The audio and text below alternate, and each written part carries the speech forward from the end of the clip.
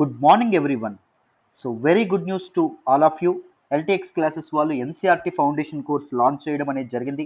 And this NCERT foundation course also comes with life time validity. ఒకసారి మీరు తీసుకుంటే మీరు ఎన్నిసార్లు కావాలంటే అన్నిసార్లు దీనికి మీకు యాక్సెస్ అనేది లభిస్తుంది. అర్థమైందా? No restrictions, no time period restrictions ఏమీ ఉండవు. మీరు చక్కగా ఎన్సీఆర్టీ ఫౌండేషన్ కోర్స్ని ఎంత కాలం కావాలంటే అంతకాలం యాక్సెస్ చేసుకోవచ్చు. సో క్లాసెస్ బై నేను అండ్ సురేష్ సార్ మా ఇద్దరమే కలిపి హ్యాండిల్ చేయడం అనేది జరుగుతుంది. మీకు చాలా చాలా వాల్యూ ఎడిషన్ అనేది ఉంటుంది. సో ఇనాగ్రల్ ఫీ కింద ఫీజు అనేది జస్ట్ 10,000 ఉంచడం అనేది జరిగింది. సో 16th ఆగస్ట్ నుంచి, ఇది 15th వరకేనండి, ఆగస్టు 16వ తారీఖు నుంచి ఫీజు అనేది 15,000 అవ్వబోతుంది. సో ఈ లోపే జాయిన్ అవ్వడానికి ప్రయత్నించండి. అర్థమైందా? సో లైఫ్ టైం వ్యాలిడిటీతో వస్తున్నటువంటి course. So make use of this opportunity. Basics అనేవి, పునాదులు అనేవి స్ట్రాంగ్గా ఉంటే బిల్డింగ్ తర్వాత స్ట్రాంగ్గా ఉంటుంది. సో మీ ప్రిపరేషన్కి, యూపీఎస్సీ ప్రిపరేషన్కి ఒక గట్టి పునాది అనేది పడుతుంది, ఒక గుడ్ స్టార్ట్ అనేది లభిస్తుంది. జాయిన్ అవ్వాలనుకుంటే అది ప్రత్యూష మేడం నెంబర్ 7893899553 మేడం నెంబర్కి ఫోన్ చేసి చక్కగా జాయిన్ అవ్వండి. అండ్ ఇంకొక వెరీ గుడ్ న్యూస్ ఏంటి అంటే, మీకు యూపీఎస్సీ కోర్సెస్ మీద కూడా చాలా ఎప్పుడూ లేనటువంటి విధంగా గొప్ప ఆఫర్స్ అనేవి ఉండడం అనేది జరిగింది for our Independence Day. Independence Day special offer కింద కొత్త ఒక ఇండిపెండెన్స్ డే క్యాంపెయిన్ అనేది రన్ చేస్తున్నారు ఇన్స్టిట్యూట్ వాళ్ళు. సో ఈ ఫీజు అనేది 15th ఆగస్ట్ వరకే ఉంటుంది. 16th నుంచి మళ్ళీ యథావిధిగా ఫీజులు పెరిగిపోతాయి. సో 15th ఆగస్ట్ లోపే జాయిన్ అవ్వడానికి ప్రయత్నించండి. ఎన్సీఆర్టీ ఫౌండేషన్ కోర్స్ ఇప్పుడే చెప్పాను కదా, 15,000 ఎంత మాత్రం కాదు, 10,000 మాత్రమే. And next UPSC optionals. మన ఇన్స్టిట్యూట్లో ఆప్షనల్స్ మీకు తెలుసనే అనుకుంటున్నాను. Public administration, PSIR, sociology, anthropology. So ఏది జాయిన్ అవ్వాలనుకున్నా live plus recorded single payment చేస్తే 25,000 కాదు, జస్ట్ 20,000 రూపీస్కి లైఫ్ టైం వ్యాలిడిటీతో ఇస్తున్నాం. UPSC infinity live plus recorded single payment చేస్తే 50,000 కాదు, ఓన్లీ 40,000 మాత్రమే. 40,000కి మీకు యూపీఎస్సీ ఇన్ఫినిటీ వచ్చేస్తుంది. ఇంకా యూపీఎస్సీ ఇన్ఫినిటీ తీసుకుంటే ఈ ఎన్సీఆర్టీ కోర్స్ ఏదైతే ఉంటుందో దీని కాంప్లిమెంటరీగా మీకు యాక్సెస్ అనేది లభిస్తుంది. You will be given complimentary access to NCERT foundation course if you take UPSC infinity. Lifetime వ్యాలిడిటీతో యూపీఎస్సీ ఇన్ఫినిటీ మీకు చెప్పడం అనేది జరుగుతుంది. ప్రిలిమ్స్, మెయిన్స్ ప్లస్ ఇంటర్వ్యూ అప్రోచ్లో, ఇంటిగ్రేటెడ్ అప్రోచ్లో ఉంటుంది. బిగినర్ సెంట్రిక్ అప్రోచ్ అనేది ఉంటుంది. బేసిక్స్ నుంచి, పునాదుల నుంచి, లోతుల నుంచి మొదలుపెట్టి పూర్తి అడ్వాన్స్డ్ లెవెల్ వరకు మిమ్మల్ని తీసుకెళ్లే పూర్తి బాధ్యత మాది. Daily mains answer writing practice కూడా మీకు లభిస్తుంది. సో చక్కగా జాయిన్ అవ్వాలనుకుంటే ఇది ప్రత్యూష మేడం నెంబర్ 7893899553 మేడం నెంబర్కి ఫోన్ చేసి మీరు చక్కగా జాయిన్ అవ్వచ్చమ్మా. కరెంట్ అఫైర్స్ కూడా చాలా పర్ఫెక్ట్గా హ్యాండిల్ చేయడం అనేది జరుగుతుంది. చాలా మంది యూపీఎస్సీ ఆస్పిరెంట్స్కి ఇబ్బంది పెట్టేది కరెంట్ అఫైర్స్ కూడా చక్కగా ప్రిపరేషన్ జరుగుతుంది if you join UPSC infinity. ఓకేనా? So this is all about our courses. మరి ఇప్పుడు మన క్లాస్లోకి వెళ్ళిపోదాం, జాగ్రత్తగా వినండి అమ్మా. సో చాప్టర్ 10 చూడండి అన్న, new empires and kingdoms. So ఒక పెద్ద సామ్రాజ్యము అండ్ రాజ్యాలు అనేవి ఎలా ఏర్పడ్డాయని చెప్పడం అనేది జరిగింది దిస్ పర్టిక్యులర్ చాప్టర్లో. చాలా చాలా ఇంపార్టెంట్. అండ్ ఎంపైర్ అంటే కూడా మనం లాస్ట్ చాప్టర్స్లో మాట్లాడుకోవడం అనేది జరిగింది. ఎంపైర్ అంటే ఏంటి నాన్న? బిగ్గెస్ట్ కింగ్డమ్స్ ఏవైతే ఉన్నాయో, లార్జెస్ట్ కింగ్డమ్స్ని ఒక ఎంపైర్ అని చెప్పి అనేవాళ్ళు. ఫస్ట్ ఎంపైర్ ఏంటి ఎస్టాబ్లిష్ అవ్వడం అనేది జరిగింది అంటే మౌర్యన్ ఎంపైర్ అనేది ఎస్టాబ్లిష్ అవ్వడం అనేది జరిగింది. దాని గురించి మనం మాట్లాడుకున్నాం. సో ఈ చాప్టర్లో ఏమేం చెప్పారో మాట్లాడుకునే ముందు ఒక్కసారి మళ్ళీ బ్యాక్గ్రౌండ్ మాట్లాడదామా? జాగ్రత్తగా వినాలి. ఓకేనా? ఇప్పటి వరకు ఏం మాట్లాడుకున్నాం? ఎర్లియస్ట్ పీపుల్ అనే వాళ్ళు ఏం చేసేవాళ్ళు? హంటర్స్ అండ్ గ్యాదరర్స్గా ఉండడం అనేది జరిగేది. They use to hunt and they use to gather food అమ్మ. దాని తర్వాత వాళ్ళ గురించి ఇంకేం మాట్లాడుకోవడం అనేది జరిగింది? వాళ్ళు స్టోన్ టూల్స్ వాడేవాళ్ళు అని చెప్పి మనం మాట్లాడుకోవడం అనేది జరిగింది. అండ్ మనం డిఫరెంట్ ఏజెస్ గురించి మాట్లాడడం అనేది జరిగింది. పాలియోలిథిక్ ఏజ్ గురించి మాట్లాడడం అనేది జరిగింది. పాలియోలిథిక్ ఏజ్ అంటే ఏంటి? It came from 2 Greek words. ఒకటి palaeo, that is old, and lithos అనేటటువంటిది ఏంటి? స్టోన్ అని అర్థం. Right? Palaeolithic age was further divide into 3 types. ఏంటంటే అవి అండి అంటే lower palaeolithic age, middle palaeolithic age and upper palaeolithic age గురించి కూడా మనం మాట్లాడుకోవడం అనేది జరిగింది. దాని తర్వాత మనం ఏం మాట్లాడుకున్నాం? కిర్తార్ అండ్ సులెమాన్ హిల్స్, ఫస్ట్ క్రాప్స్ ఏవైతే ఉన్నాయో ఇక్కడ పండించబడినాయి అని చెప్పి మనం మాట్లాడుకోవడం అనేది జరిగింది. బార్లీ అండ్ వీట్ గురించి మనం మాట్లాడుకున్నాం. తర్వాత గారో హిల్స్ గురించి కూడా మనం మాట్లాడుకున్నాం. ఎర్లియస్ట్ అగ్రికల్చర్ ఇక్కడ కూడా బయటపడిందని మాట్లాడుకున్నాం. అండ్ దాని తర్వాత మనం ఏం మాట్లాడుకోవడం అనేది జరిగింది అంటే మెహర్గర్ అనేటటువంటి ఎర్లియస్ట్ విలేజ్ గురించి కూడా మనం మాట్లాడుకోవడం అనేది జరిగింది. దాని తర్వాత మనం ఏం మాట్లాడుకోవడం అనేది జరిగింది? మెహర్గర్ తర్వాత అంటే మనం ఇండస్ వ్యాలీ, ఎర్లియస్ట్ సిటీస్ అనేవి Indus valley and it's tributaries. Indus river system ఒడ్డున ఏర్పాటయ్యాయని చెప్పుకున్నాము. అండ్ దస్ పర్టికులర్ సివిలైజేషన్ ని హరప్పా సివిలైజేషన్ అని అంటామని చెప్పుకున్నాము. ఎందుకు హరప్పన్ సివిలైజేషన్ అంటాము అంటే, మనకి లాహోర్ నుంచి కరాచీకి రైల్వే లైన్స్ వేస్తుండగా హరప్పా అనేటటువంటి ఒక సిటీ అనేది బయటపడింది. సో అందుకు the first city to be excavated in Indus valley civilisation is Harappa, కాబట్టి హరప్పన్ సివిలైజేషన్ అంటామని చెప్పి మనం మాట్లాడుకోవడం అనేది జరిగింది. దాంతోపాటు మనం earliest cities in Ganga river valley ఏదైతే ఉంటుందో అక్కడ కూడా మనం మాట్లాడుకోవడం అనేది జరిగింది. గంగా అండ్ దాని తాలూకా ట్రిబ్యూటరీ అయినటువంటి రివర్ సోన్, దీని ఒడ్డున మగధ అనేటటువంటి ఒక కొత్త కింగ్డమ్ అనేది ఏర్పాటైంది అని చెప్పి కూడా మనం మాట్లాడుకోవడం అనేది జరిగింది. అండ్ ఇండస్ వ్యాలీ పీపుల్ ఎవరైతే ఉన్నారో వాళ్ళ తాలూకా టౌన్ ప్లానింగ్ గురించి కూడా మనం మాట్లాడుకోవడం అనేది జరిగింది. Upper town, lower town, సిటిడల్ and lower town గురించి మనం మాట్లాడుకోవడం అనేది జరిగింది. అండ్ అప్పుడు పీపుల్ యొక్క సోషల్ కండిషన్స్ గురించి మాట్లాడుకున్నాం. Mother goddess, female deity mother goddess గా ఉండేవాళ్ళని చెప్పి మనం మాట్లాడుకోవడం అనేది జరిగింది. And they use to have trade with Mesopotamians, different people తో ట్రేడ్ ఉండేదని చెప్పుకుని మనం మాట్లాడుకున్నాం. అండ్ దాంతో పాటు మనం ఇంకేం మాట్లాడుకున్నాం అంటే గ్రేట్ బాత్ గురించి మాట్లాడుకోవడం అనేది జరిగింది. This great bath మహాస్నాన Vatika, it was excavated in Mohenjo-daro, దాని గురించి మనం మాట్లాడుకున్నాం. అండ్ డాక్ యార్డ్ అనేది లోథాల్లో బయటపడిందని మాట్లాడుకున్నాం. అండ్ ధోలవీరా గురించి మనం మాట్లాడుకున్నాం. సో ఇక్కడ కన్స్ట్రక్షన్స్ అనేవి ఇండస్ వ్యాలీ సిటీస్ లో అన్ని కన్స్ట్రక్షన్స్ బర్న్ బ్రిక్స్ తో జరిగితే ప్రతి దగ్గర ధోలవీరాలో స్టోన్ వాల్స్ అనేవి బయటపడినాయి. That is very distinctive feature అని చెప్పి మనం మాట్లాడుకోవడం అనేది జరిగింది. దాంతోపాటు టెర్రకోటా టాయ్స్ ఏవైతే ఉన్నాయో వాటి గురించి మనం మాట్లాడుకోవడం అనేది జరిగింది. అండ్ సీల్స్ గురించి కూడా మనం మాట్లాడుకోవడం అనేది జరిగింది. అండ్ సీలింగ్స్ గురించి కూడా మనం మాట్లాడడం అనేది జరిగింది. అండ్ అక్కడ మాండువా పద్ధతిలో ఇల్లులు ఎలా కట్టేవాళ్ళు కూడా, మనం హౌసెస్ ఎలా కన్స్ట్రక్ట్ చేసే వాళ్ళు కూడా మనం మాట్లాడుకోవడం అనేది జరిగింది. And all the cities were fortified అని చెప్పి కూడా మనం మాట్లాడుకోవడం అనేది జరిగింది. సో డిఫరెంట్ మన తాలూకా హరప్పన్ సివిలైజేషన్ సైట్స్ గురించి కూడా మనం మాట్లాడుకోవడం అనేది జరిగింది. దాని తర్వాత మనం ఋగ్వేద గురించి మాట్లాడుకోవడం అనేది జరిగింది. ఋగ్వేదకి ఎరాలో పీపుల్ ఎలా ఉండేవాళ్ళు కూడా మనం మాట్లాడాం.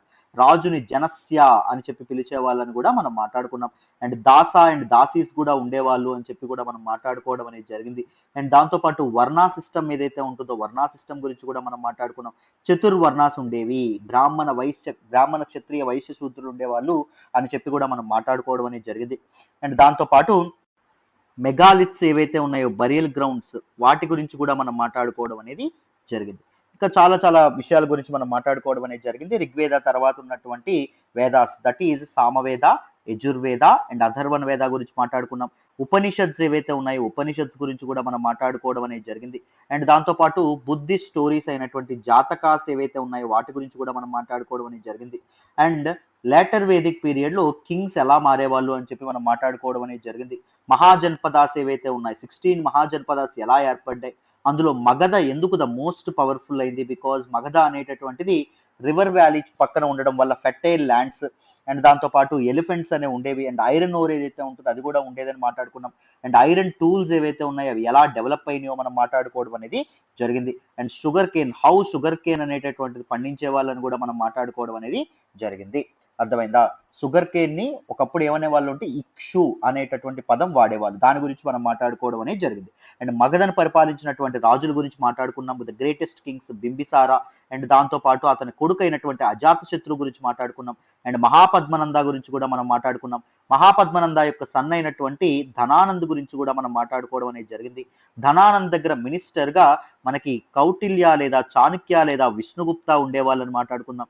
ఈయన రాసినటువంటి పుస్తకం ఏంటి అంటే మనం అర్థశాస్త్ర అని చెప్పి కూడా మనం మాట్లాడుకోవడం అనేది జరిగింది.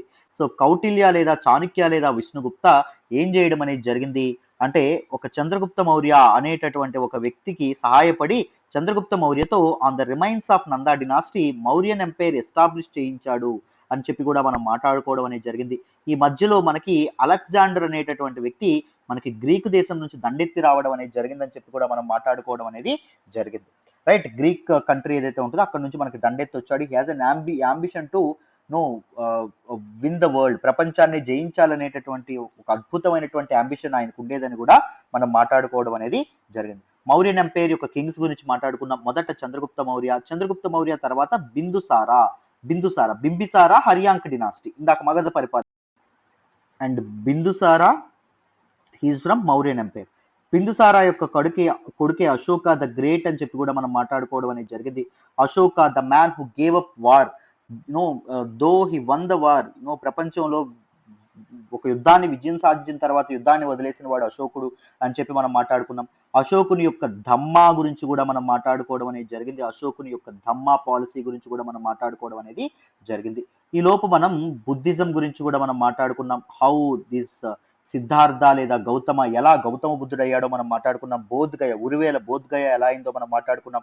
బుద్ధుడు తన తాలూకా మొదటి టీచింగ్ అనేది సారనాథ్ లో ఉన్నటువంటి ఋషిపత్తన మృగదావన అనేటటువంటి ఒక డీర్ పార్క్ లో ఇచ్చాడని కూడా మనం మాట్లాడుకోవడం అనేది జరిగింది. దాంతో పాటు మనం ఇంకొకటి ఏం మాట్లాడుకున్నాం, వర్ధమాన్ మహావీర ఎలా అయ్యాడో కూడా మనం మాట్లాడుకోవడం అనేది జరిగింది. ఈజ్ ద 24th తీర్థంకర అని కూడా మనం మాట్లాడుకోవడం అనేది జరిగింది, right.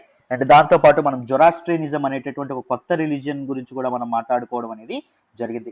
And these important things గురించి మనం మాట్లాడుకున్న తర్వాత మనం మౌర్యన్ ఎంపైర్ గురించి మాట్లాడుకున్నాం. తర్వాత పోస్ట్ మౌర్యన్ ఎంపైర్ గురించి కూడా మనం మాట్లాడుకోవడం అనేది జరిగింది. పోస్ట్ మౌర్యన్ ఎరా అనేటటువంటిది ఎలా ఉండేది అని చెప్పి మనం మాట్లాడుకున్నాం. కుషానాస్ ఎలా పరిపాలించారు, శాతవాహనాస్ గురించి మనం మాట్లాడుకున్నాం.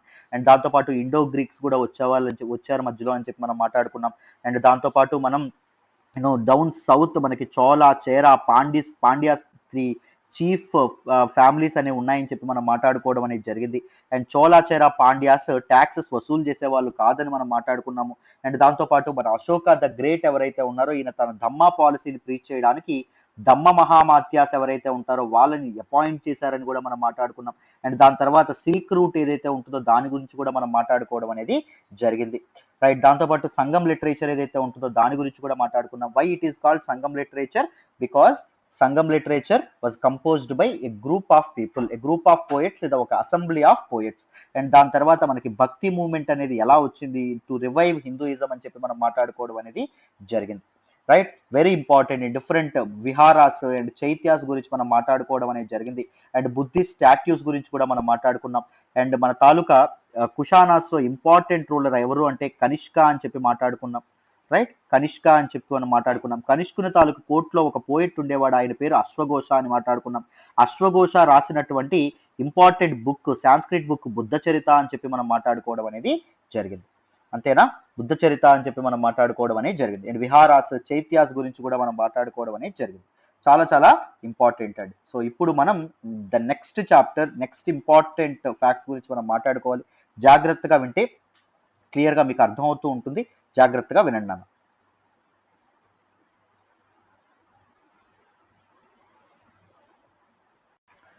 సో చూడండి అన్న, తర్వాత మనం మాట్లాడుకునేటటువంటి రాజవంశం పేరు గుప్తాస్. ఈ చాప్టర్లో మనం గుప్తాస్ గురించి మాట్లాడుతున్నాం అన్నమాట. సో గుప్తాస్ లో గ్రేటెస్ట్ రూలర్ ఎవరు అంటే సముద్రగుప్త.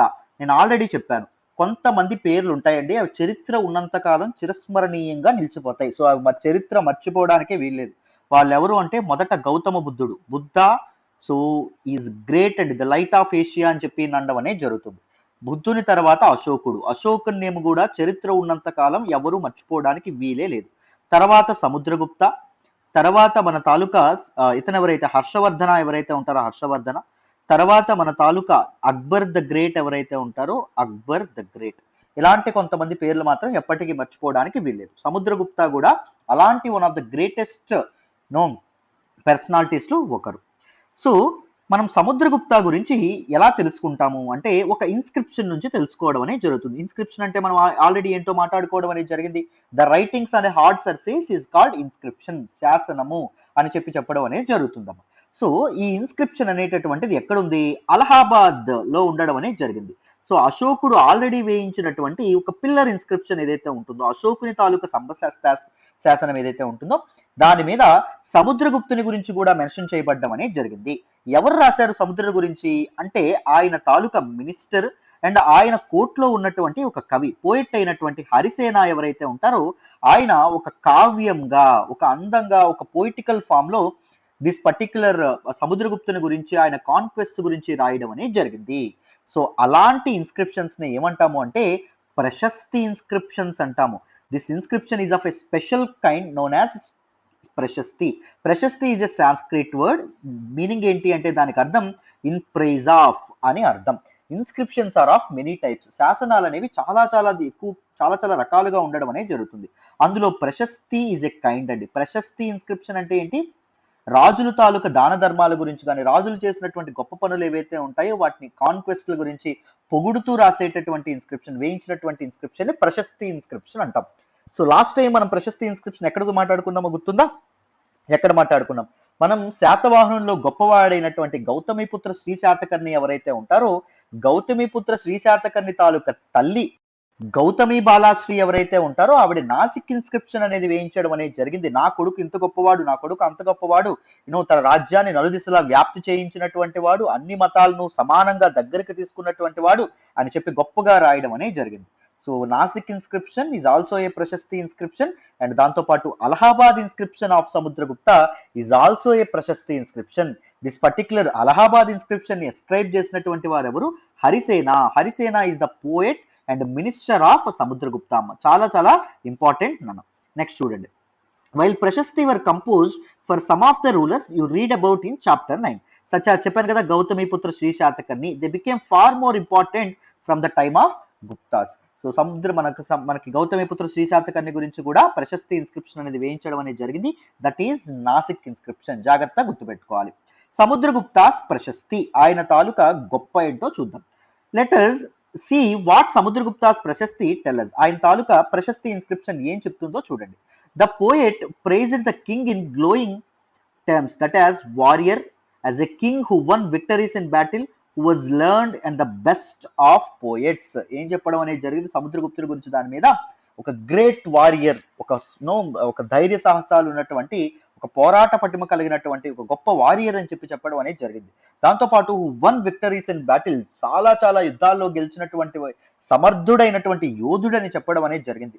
దాంతోపాటు హూ వాజ్ లెర్న్డ్, బాగా చదువుకున్నటువంటి స్కాలర్ అని కూడా చెప్పడం అనేది జరిగింది. And the best of poets, not only is a great king అండి, దాంతోపాటు ఒక గొప్ప కవి కూడా సముద్రగుప్తుడు అని చెప్పి దానిలో మెన్షన్ చేయబడడం అనేది జరిగింది. Is also described as equal to the gods, దైవాంశ సంభూతుడు, దైవంతో ఈక్వల్ అనేటటువంటి విధంగా మన తాలూకు సముద్రగుప్తుడి గురించి తన మినిస్టర్ అయినటువంటి అండ్ పోయిట్ అయినటువంటి హరిసేన ఎవరైతే ఉంటారో ఆయన పొగుడుతూ రాయడం అనేది జరిగింది. The prashasti was composed in very long sentences. Here is part of one such sentences. ఈ ఇన్స్క్రిప్షన్ లో చాలా లాంగ్ సెంటెన్సెస్ అనేవి ఏర్పాటు చేయడం అనేది జరిగింది. హ్యూజ్ సెంటెన్సెస్ అనేవి ఉన్నాయి, లాంగ్ సెంటెన్సెస్ ఉన్నాయి. అండ్ ఆ సెంటెన్సెస్ ఒకసారి చూద్దాం. చూడండి, ఎక్కడైనా గుర్తుపెట్టుకోండి, మళ్ళీ చెప్తున్నాను. దిస్ ప్రశస్తి ఇన్స్క్రిప్షన్ ఏదైతే ఉంటుందో, ఈ ప్రశస్తి ఇన్స్క్రిప్షన్ అనేది దేని మీద వేయించడం అనేది జరిగింది? ఆల్రెడీ అశోకన్ పిల్లర్ ఇన్స్క్రిప్షన్ గా ఉన్నటువంటి ఒక స్తంభ శాసనం మీద వేయించడం అనేది జరిగింది. ఎవరు వేయించడం అనేది జరిగింది? హరిసేన అనేటటువంటి ఒక పోయెట్ అండ్ దాంతో పాటు మినిస్టర్ ఎవరైతే ఉన్నారో ఆయన వేయించడం అనేది జరిగింది. And it was ascribed at Allahabad. Allahabad లో వేయించడం అనేది జరిగింది, which is in present day Uttar Pradesh. అర్థమైందా? అలహాబాద్, ఉత్తరప్రదేశ్. నెక్స్ట్ చూడండి నాన్న, చూడాలి ఇక్కడ Samudragupta the warrior prashasti inscription లో రాసినటువంటి పదాలు చూడాలి. Whose body was most charming, చాలా అందమైనటువంటి వాడంట. Being covered with the plenteous beauty of the marks of hundreds of scars caused by battle axes. So యుద్ధాల్లో ఖడ్గాలు ఏవైతే ఉంటాయో అవి చాలా చాలా గాయాలు అనేవి చేయడం అనేది జరిగిందంట. ఆయన ఒంటి మీద చాలా చాలా ఘాట్లు అనేవి కనిపిస్తాయంట. ఆరోస్, స్పైక్స్, స్పియర్స్, బాబ్ darts, swords, iron clubs, javelins, barbed arrows, long arrows and many other weapons. ఈ వెపన్స్ అన్ని అప్పుడు యుద్ధాల్లో వాడేవాళ్ళని చెప్పి కూడా మనం దీన్ని బట్టి అర్థం చేసుకోవచ్చు. అప్పుడు వార్స్ అనేవి ఎలా జరిగేవని కూడా మనం ఇలాంటి ఇన్స్క్రిప్షన్స్ ద్వారా అర్థం చేసుకోవచ్చు. ఈ వెపన్స్ తాలూకా మార్క్స్ అన్ని ఆయన తాలూకా బాడీ మీద ఉంటాయంట. Yet he is very charming. అన్ని యుద్ధపు ఘాట్లు అన్ని ఉన్నప్పటికీ ఆయన చాలా అందమైనటువంటి వాడు అని చెప్పి ప్రశస్తి ఇన్స్క్రిప్షన్ లో తన తాలూకా మినిస్టర్ అండ్ తన తాలూకా కోర్ట్ పోయిట్ అయినటువంటి హరిసేన చెప్పడం అనేది జరిగింది. ఇన్స్క్రిప్షన్ లో ఎస్క్రైబ్ చేయడం అనేది జరిగిందన్న. సో చూడండి, ఇప్పుడు నెక్స్ట్ వచ్చేటటువంటి information all about this particular map. ఈ మ్యాప్ లో you will notice N area shaded in green. Green colour లో ఒక ఏరియా కనిపిస్తుందా? This area. You will also find a series of red dots along the east Coast. ఇక్కడ కనిపిస్తున్నాయా ఈ red dots ఏవైతే ఉన్నాయి, ఈ red dots. And you will find areas marked in purple and blue as well. So మనకి blue colour లో ఉన్నటువంటి area అనేది ఉండడం అనేది జరిగింది, అండ్ పర్పుల్ కలర్ లో ఉన్నటువంటి ఏరియా కూడా మనకి ఇక్కడ కనిపించడం అనేది జరిగింది. This map is based on the information provided in the prashasti. So prashasti ఏదైతే ఉంటుందో, అలహాబాద్ ఇన్స్క్రిప్షన్ ఏదైతే ఉంటుందో దానిలో చెప్పినటువంటి ఇన్ఫర్మేషన్ బేస్ చేసుకొని ఈ మ్యాప్ వీళ్ళు డిజైన్ చేయడం అనేది జరిగింది ఎన్సీఆర్టీ వాళ్ళని. Harisena describes 4 kinds of rulers and tell us about Samudragupta's policies toward them. So మన తాలూకా హరిసేన ఎవరైతే ఉంటారో ఆయన 4 kinds of rulers ని దిస్ ప్రశస్తిలో మెన్షన్ చేయబడడం అనేది జరిగింది. అండ్ వాళ్ళని హ్యాండిల్ చేయడంలో మన తాలూకా సముద్రగుప్త యొక్క పాలసీ ఏంటి, వాళ్ళతో ఎలా సంబంధాలు ఈయన ఏర్పాటు చేసుకోవడం అనేది జరిగింది, వాటి గురించి కూడా ఇక్కడ చెప్పడం అనేది జరిగింది. దేనిలో ప్రశస్తి. జాగ్రత్తగా వినండి. మొదటిది, the rulers of Aryavarta, the area shaded in green on the map. Here there were 9 rulers who were uprooted and their kingdoms were made a part of Samudragupta's empire. Very very important. ఇక్కడ చూడండి, green colour లో ఉన్నటువంటి ఏరియాని ఆర్యవర్త అని పిలుస్తారు. ఆర్యవర్త లేదా బ్రహ్మవర్త, ఆర్యులు తిలుగాడినటువంటి నేల, దట్ ఈస్ ఆర్యవర్త. బ్రహ్మవర్త అనేటటువంటి పేరుతో కూడా ఈ ల్యాండ్ ని పిలవడం అనేది జరుగుతుంది. ఇక్కడ ఉండేటటువంటి 9 రూలర్స్ ఎవరైతే ఉన్నారో, ఇక్కడ పరిపాలించినటువంటి 9 మంది పాలకులు ఎవరైతే ఉన్నారో, వీళ్ళందరినీ సముద్రగుప్తుడు ఓడించడం అనేది జరిగింది. వాళ్ళ రాజ్యాలని సముద్రగుప్తుడు తన సామ్రాజ్యంలో కలిపేసుకోవడం అనేది జరిగింది. This is an aggressive policy towards Aryavarta and the rulers ruling in Aryavarta. There were 9 rulers అమ్మ. నెక్స్ట్ చూడండి, the rulers of Dakshinapatha. Here there were 12 rulers. దక్షిణాపథంలో 12 మంది రూలర్స్ ఉండడం అనేది జరిగింది. మీరు జాగ్రత్తగా గమనించాలి. నేను దక్షిణాపథ అంటే ఏంటో నేను లాస్ట్ క్లాస్ లో మీకు చెప్పడం అనేది జరిగింది. దక్షిణాపథ అంటే simply south India. Dakshinapath literal meaning ఏంటి? The path towards southern India, southern part of India. దక్షిణ భారతదేశానికి చేరుకోవడానికి ఉన్నటువంటి మార్గం అని అర్థం. కానీ ఆల్ ఓవర్ సౌత్ ఇండియా ఏదైతే ఉంటుందో, దక్షిణ భారతదేశం ఏదైతే ఉంటుందో, దాన్ని దక్షిణాపథ అనేటటువంటి పేరుతో కూడా పిలిచేవాళ్ళు. మనం లాస్ట్ చాప్టర్ లో మాట్లాడుకున్నాం. చూడండి, అయితే ఈ దక్షిణాపథాన్ని మొత్తం ఎంతమంది రూలర్స్ అనే వాళ్ళు పరిపాలించేవాళ్ళు? 12 రూలర్స్, 12 మంది పరిపాలించడం అనేది జరిగింది. Some of whose capitals are marked with red dots on the map. చూడండి, ఇక్కడ ఈస్ట్ కోస్ట్ లో వాళ్ళ తాలూకా క్యాపిటల్స్ కూడా ఉండడం అనేది జరిగింది. They surrendered to Samudragupta after being defeated and then allowed them to rule again.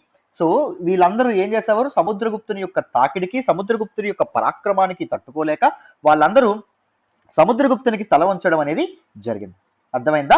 So తల వంచినప్పుడు మన సముద్రగుప్తుడు, సరే మీ ప్రాంతాలను మీరే పరిపాలించుకోండి, మాకు ఎప్పటికప్పుడు ట్రిబ్యూట్ అనేది చెల్లించండి, కప్పం అనేది చెల్లించండి అని చెప్పి వాళ్ళు సామంతులుగా చేసుకోవడం అనేది జరిగింది. ఎవరండి? సముద్రగుప్తుడు. చాలా చాలా ఇంపార్టెంట్. ద నెక్స్ట్ వన్ చూడండి, the inner circle of neighbouring states including Assam, coastal Bengal, Nepal and number of ganasanghas in the north west marked in purple on the map. So పర్పుల్లో ఉండేటటువంటి ప్లేసులు చూడండి. ఇక్కడ మనకు అస్సాం ప్రాంతం ఏదైతే ఉంటుందో అస్సాం ప్రాంతం, అండ్ కోస్టల్ బెంగాల్ ప్రాంతం ఏదైతే ఉందో, అండ్ నేపాల్ ప్రాంతం ఏదైతే ఉందో, అండ్ నెంబర్ ఆఫ్ గణసంఘాస్. గణసంఘాస్ అంటే మనం ఏం చెప్పుకున్నాం? రిపబ్లిక్స్ అని చెప్పి మనం చెప్పుకోవడం అనేది జరిగింది. ఒక రూలర్ ఉండరు, నెంబర్ ఆఫ్ పీపుల్ రూలర్స్ గా ఉండడం అనేది జరుగుతుంది. ఇక్కడ గణసంఘాలు అనేవి ఉండేవి, మెనీ ట్రైబ్స్ అనేవి ఉండేవని చెప్పుకున్నాం. In the north west marked in the purple on the map. ఇదిగోండి ఈ ప్రాంతాలు ఏవైతే ఉన్నాయో ఈ ప్రాంతాలు. They brought tribute, followed his orders and attended his court. So వాళ్ళందరూ మన తాలూకా సముద్రగుప్తుని తాలూకా ఇదేదైతే ఉంటుందో సముద్రగుప్తునికి తలంచి వాళ్ళు కప్పం కట్టడానికి ఒప్పుకోవడం అనేది జరిగింది. మీ ఆర్డర్స్ కూడా మేము ఫాలో అవుతామని చెప్పి చెప్పడం అనేది జరిగింది. నెక్స్ట్ చూడండి, the rulers of the outlying areas marked in blue on the map. Suppose Sri Lanka, Lanka ఏదైతే ఉంటుందో లంక, అండ్ దాంతో పాటు this particular blue area. Perhaps the descendants of the Kushanas and Shakas and the rulers of Sri Lanka who submitted to him and offered daughters in marriage. So వాళ్ళందరూ ఏం చేసేవారు? సముద్రగుప్తుని యొక్క పరాక్రమం వాళ్ళు కూడా తలంచి వాళ్ళ తాలూకా ఆడవాళ్ళని ఎవరైతే ఉన్నారో సముద్రగుప్తుడికి భార్యలుగా పంపించడం అనేది జరిగింది. They went in to matrimonial relations with Samudragupta. So అలాంటి ఒక అద్భుతమైనటువంటి గొప్పవాడైనటువంటి ఒక రూలర్ తో గొడవ పెట్టుకోవడం కంటే వాళ్ళు అలాంటి వ్యక్తితో రిలేషన్స్ ఏవైతే ఉన్నాయి, సంబంధ బాంధవ్యాలు ఏర్పరచుకోవడం, సత్సంబంధాలు ఏర్పరచుకోవడం అనేది చాలా మంచి పని కదా.